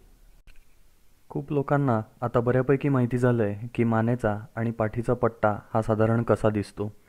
पण बरेच लोकांना हे माहीत नसतं की हा पट्टा कशासाठी आणि का वापरला जातो. पण लोकांमध्ये एक भीती निर्माण होते जेव्हा डॉक्टर हा पट्टा प्रिस्क्राईब करतात. तर आपण पहिलं जाणून घेऊया की याचं प्रमुख कारण काय आहे, का डॉक्टर्स मानेचा किंवा पाठीचा पट्टा हा प्रिस्क्राईब करतात. तर पहिलं कारण आहे मूवमेंट रेस्ट्रिक्शन, म्हणजे आपल्या मणक्याची जी पुढे मागे किंवा बाजूला ट्विस्टिंग मूवमेंट म्हणतो अशी हालचाल होत असते, ती रोखण्यासाठी आपण हा पट्टा प्रिस्क्राईब करतो. दुसरं महत्त्वाचं कारण आहे की जर आपले पाठीचे आणि पोटाचे स्नायू हे कमजोर झाले असतील आणि त्याच्यावर चुकीच्या पद्धतीने ताण येत असेल तर आपण हा पट्टा पेशंटना प्रिस्क्राईब करतो. आता कुठल्या त्रासामध्ये हा पट्टा दिला जातो, तर सगळ्यात पहिलं आहे की ज्या वेळेला आपले स्नायू अवघडले जातात, त्याच्यावर चुकीच्या पद्धतीने ताण येतो, तर त्याच्यावरचा ताण हा कमी करण्यासाठी आपण हा पट्टा प्रिस्क्राईब करतो. दुसरं आहे की मेडिकल कंडिशन्स, म्हणजे त्याच्यामध्ये ऑस्टिओपोरोसिस असेल किंवा लंबार कॅनल स्टिनोसिस असेल, स्लिप डिस्क असेल, या आजारामुळे ज्या वेळेला आपले स्नायू अवघडले जातात, आपल्या मणक्याला व्यवस्थित सपोर्ट मिळत नाहीत आणि काही हालचाली या आपण करणं टाळायचं असतं, त्यावेळेला हा पट्टा दिला जातो. आणि शेवटी ऑपरेशन झाल्यानंतर आपण काही वेळासाठी हा पट्टा प्रिस्क्राईब करतो, जेणेकरून आपल्या पाठीला मणक्याला चांगला आधार मिळतो. यामध्ये मी लोकांना एकच सांगेन की पट्टा आपण जो वापरताय तो व्यवस्थित घालतोय ना हे बघणं खूप गरजेचं आहे. तसंच हा पट्टा बेल्ट म्हणजेच बेल्ट बरोबर साईजचा आहे ना आणि खूप जुना तर नाही ना, हेही पाहणं तितकंच गरजेचं आहे. आता खूप लोक योगासनं करतायत हल्ली, अवेअरनेस खूप वाढला आहे योगासनाबद्दल. तर बरेच लोक विचारतात साधारण कुठली आसनं केली पाहिजेत जेणेकरून तुमच्या म्हणजे पाठदुखी टाळता येईल. तर मी पहिली गोष्ट कायम पेशंटना सांगतो की तुम्ही ज्यावेळेला फिट असाल त्यावेळेला तुम्ही योगासनं केलीत तर काहीच हरकत नाही. पण जर तुम्हाला पाठदुखी असेल तर तुम्ही ते फिजिओथेरपिस्ट किंवा डॉक्टरकडे जाऊन चेक करणं गरजेचं आहे की आपल्याला नक्की काय आजार झाला आहे. जर फक्त स्नायू अवघडले असतील तर तुम्ही त्याचं स्ट्रेचिंग एक्सरसाइजेस आणि इतर आसनं करू शकता. पण जर गादी सरकली असेल किंवा ऑस्टिओपोरोसिस झाला असेल तर त्या कंडिशनमध्ये योगासनं करणं हे थोडंफार अवघड ठरू शकतं.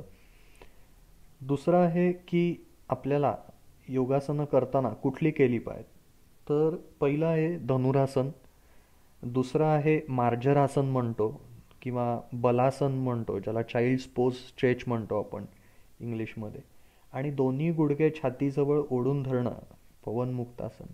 या चारही व्यायामामध्ये पाठीवरचे स्नायू हे चांगल्या प्रकारे स्ट्रेच केले जातात आणि भविष्यातली पाठदुखी ही बऱ्यापैकी या आसनाने टळू शकते. आता WHO म्हणजे वर्ल्ड हेल्थ ऑर्गनायझेशनचा काय व्यायामाचा सल्ला आहे. तर पहिलं आहे की मी सांगितलं की लठ्ठपणा याच्यामुळे पाठदुखी खूप होते. तर कार्डिओवॅस्क्युलर एक्सरसाइजेस हे मेनली करणं खूप गरजेचं आहे, ज्याच्यामध्ये रनिंग आलं, स्विमिंग असेल, सायकलिंग असेल. आठवड्यातनं किमान 2 ते 3 वेळा हे झालं पाहिजे. पाठीचे आणि पोटाच्या व्यायाम हे करणं अत्यंत गरजेचं आहे. ॲटलिस्ट आठवड्यातनं 2 वेळा तरी झाले पाहिजेत. आणि वेट ट्रेनिंग, मग तुमचं खांद्यासाठी असेल किंवा पायाच्या गुडघ्याच्या स्नायूंसाठी तुम्ही वेट ट्रेनिंग करत असाल तर ते तुम्ही आठवड्यातून 1 दिवस करू शकता. आता आहार, मगाशी आपल्याला डॉक्टर श्रीकांत देशपांडे सरांनी सांगितलं की ऑस्टिओपोरोसिस म्हणजे बेसिकली हाडामधलं हे कॅल्शियम कमी होणं, ठिसूळपणा येणं. तर आपल्याला काय साधारण आहार पाहिजे. तर पहिलं आहे की दुग्धजन्य पदार्थ जे कॅल्शियम रिच आहेत ते घेणं गरजेचं आहे. आणि प्रथिनांमध्ये तुम्ही कडधान्य असेल, राजमा, मोड आलेली मटकी या गोष्टी घेऊ शकता. विटॅमिन D3 हे तुम्ही जर नॅचरल सोर्समध्ये घेऊ इच्छिता तर सकाळचं 8 ते 10 वेळेचं कोवळं ऊन हे सगळ्यात जास्त विटॅमिन D3 देतं. आपण आता पुढच्या भागाकडे येऊया. आता मी तुम्हाला सांगणार आहे शस्त्रक्रियेनंतर काय फिजिओथेरपी दिली जाते. मगाशी आपल्याला डॉक्टर हिमांशू कुलकर्णींनी खूप छान समजावलं की कधी शस्त्रक्रिया ही केली जाते. आता खूप लोकांना संभ्रमात असतात की शस्त्रक्रिया झाल्यानंतर मी किती दिवसात परत चालू शकेन, व्यायामाला जाऊ शकेन किंवा दैनंदिन जीवनातल्या गोष्टी करू शकेन.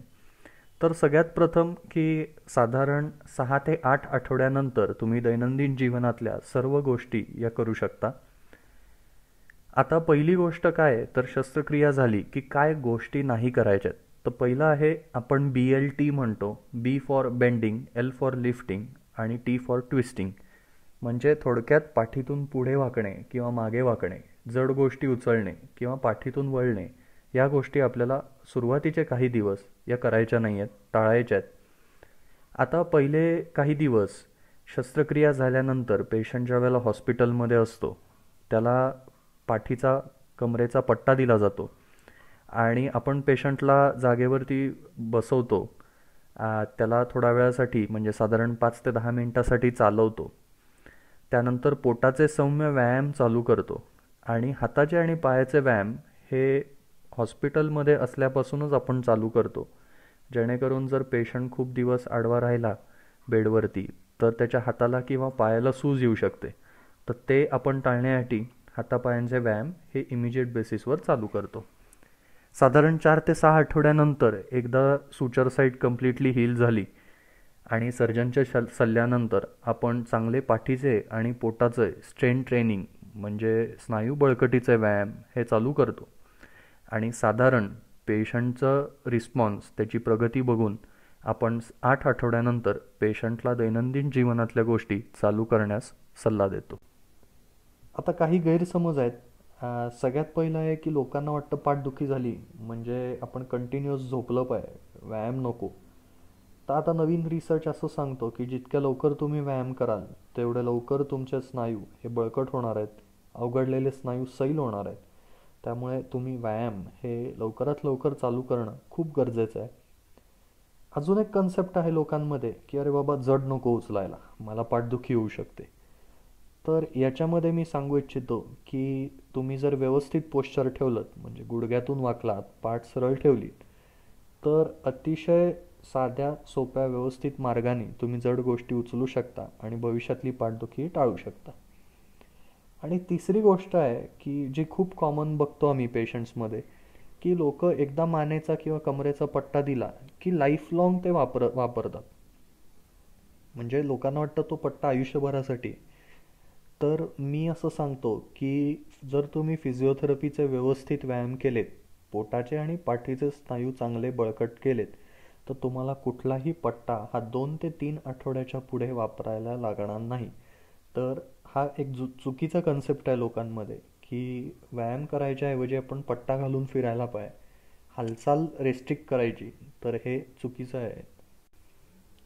आता सगळ्यात शेवटी की प्रत्येकाच्या पाठीचा आजार हा वेगळा असतो. म्हणजे बरेच लोक फेसबुकवर, यूट्यूबवर किंवा दुसऱ्याचं बघून तो व्यायाम किंवा ती योगासनं हे करायला जातात. तर मगाशी आपल्याला डॉक्टर श्रीकांत देशपांडे सरांनी अगदी छान सांगितलं की किती वेगवेगळ्या प्रकारची कारणं असू शकतात पाठदुखीमध्ये. प्रत्येकाचा आजार हा वेगळा असतो, त्याची तीव्रता वेगळी असते आणि त्याला जी ट्रीटमेंट, एक्सरसाइजेस असतील किंवा गोळ्या औषधं असतील ही प्रत्येकाची वेगवेगळी प्रतिसाद देत असतात.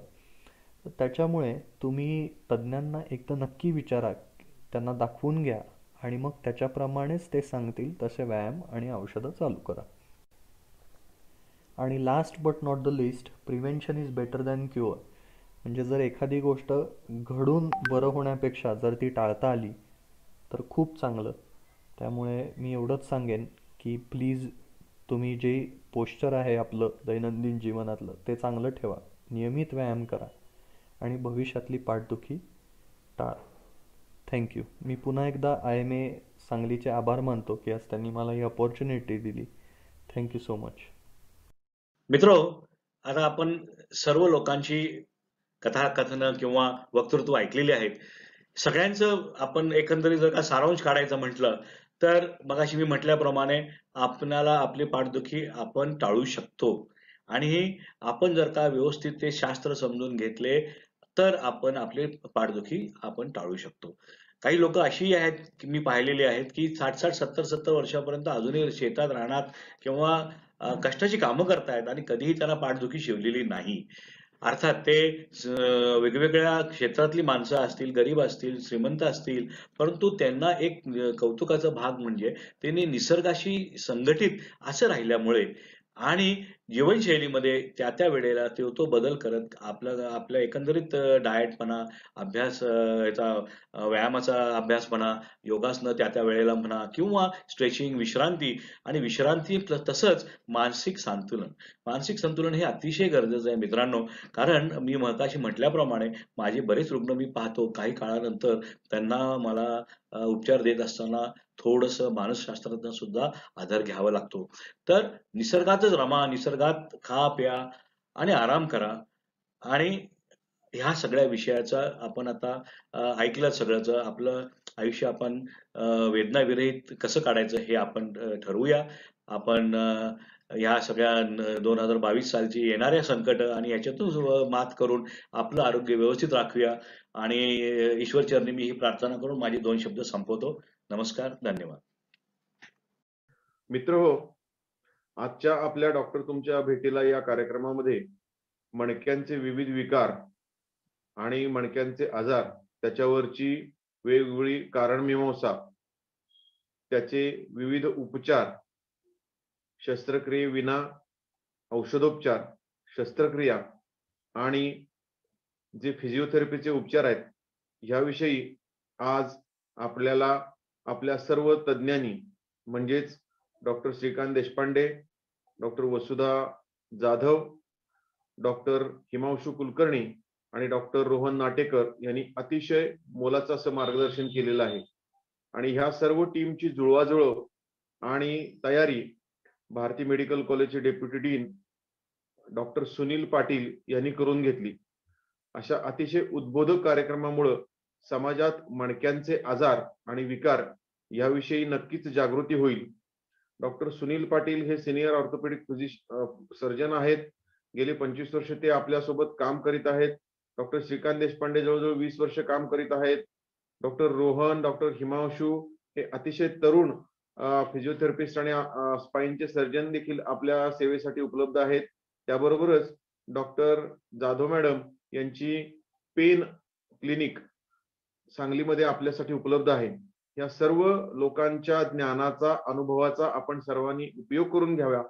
त्यांनी केलेल्या सूचनांचं योग्य ते तंतोतंत पालन करावं आणि आपल्याला आजार होण्यापासून टाळण्यासाठी पहिल्यांदा प्रयत्न करावेत. आणि जर आजार झाला तर आमच्या टीम मेंबर पैकी कोणीही आपल्या सेवेसाठी सदैव तयार आहेत. IMA सांगलीतर्फे मी ह्या सर्व तज्ञ चमूचं पुनश्च एकदा आभार मानतो आणि थांबतो. धन्यवाद.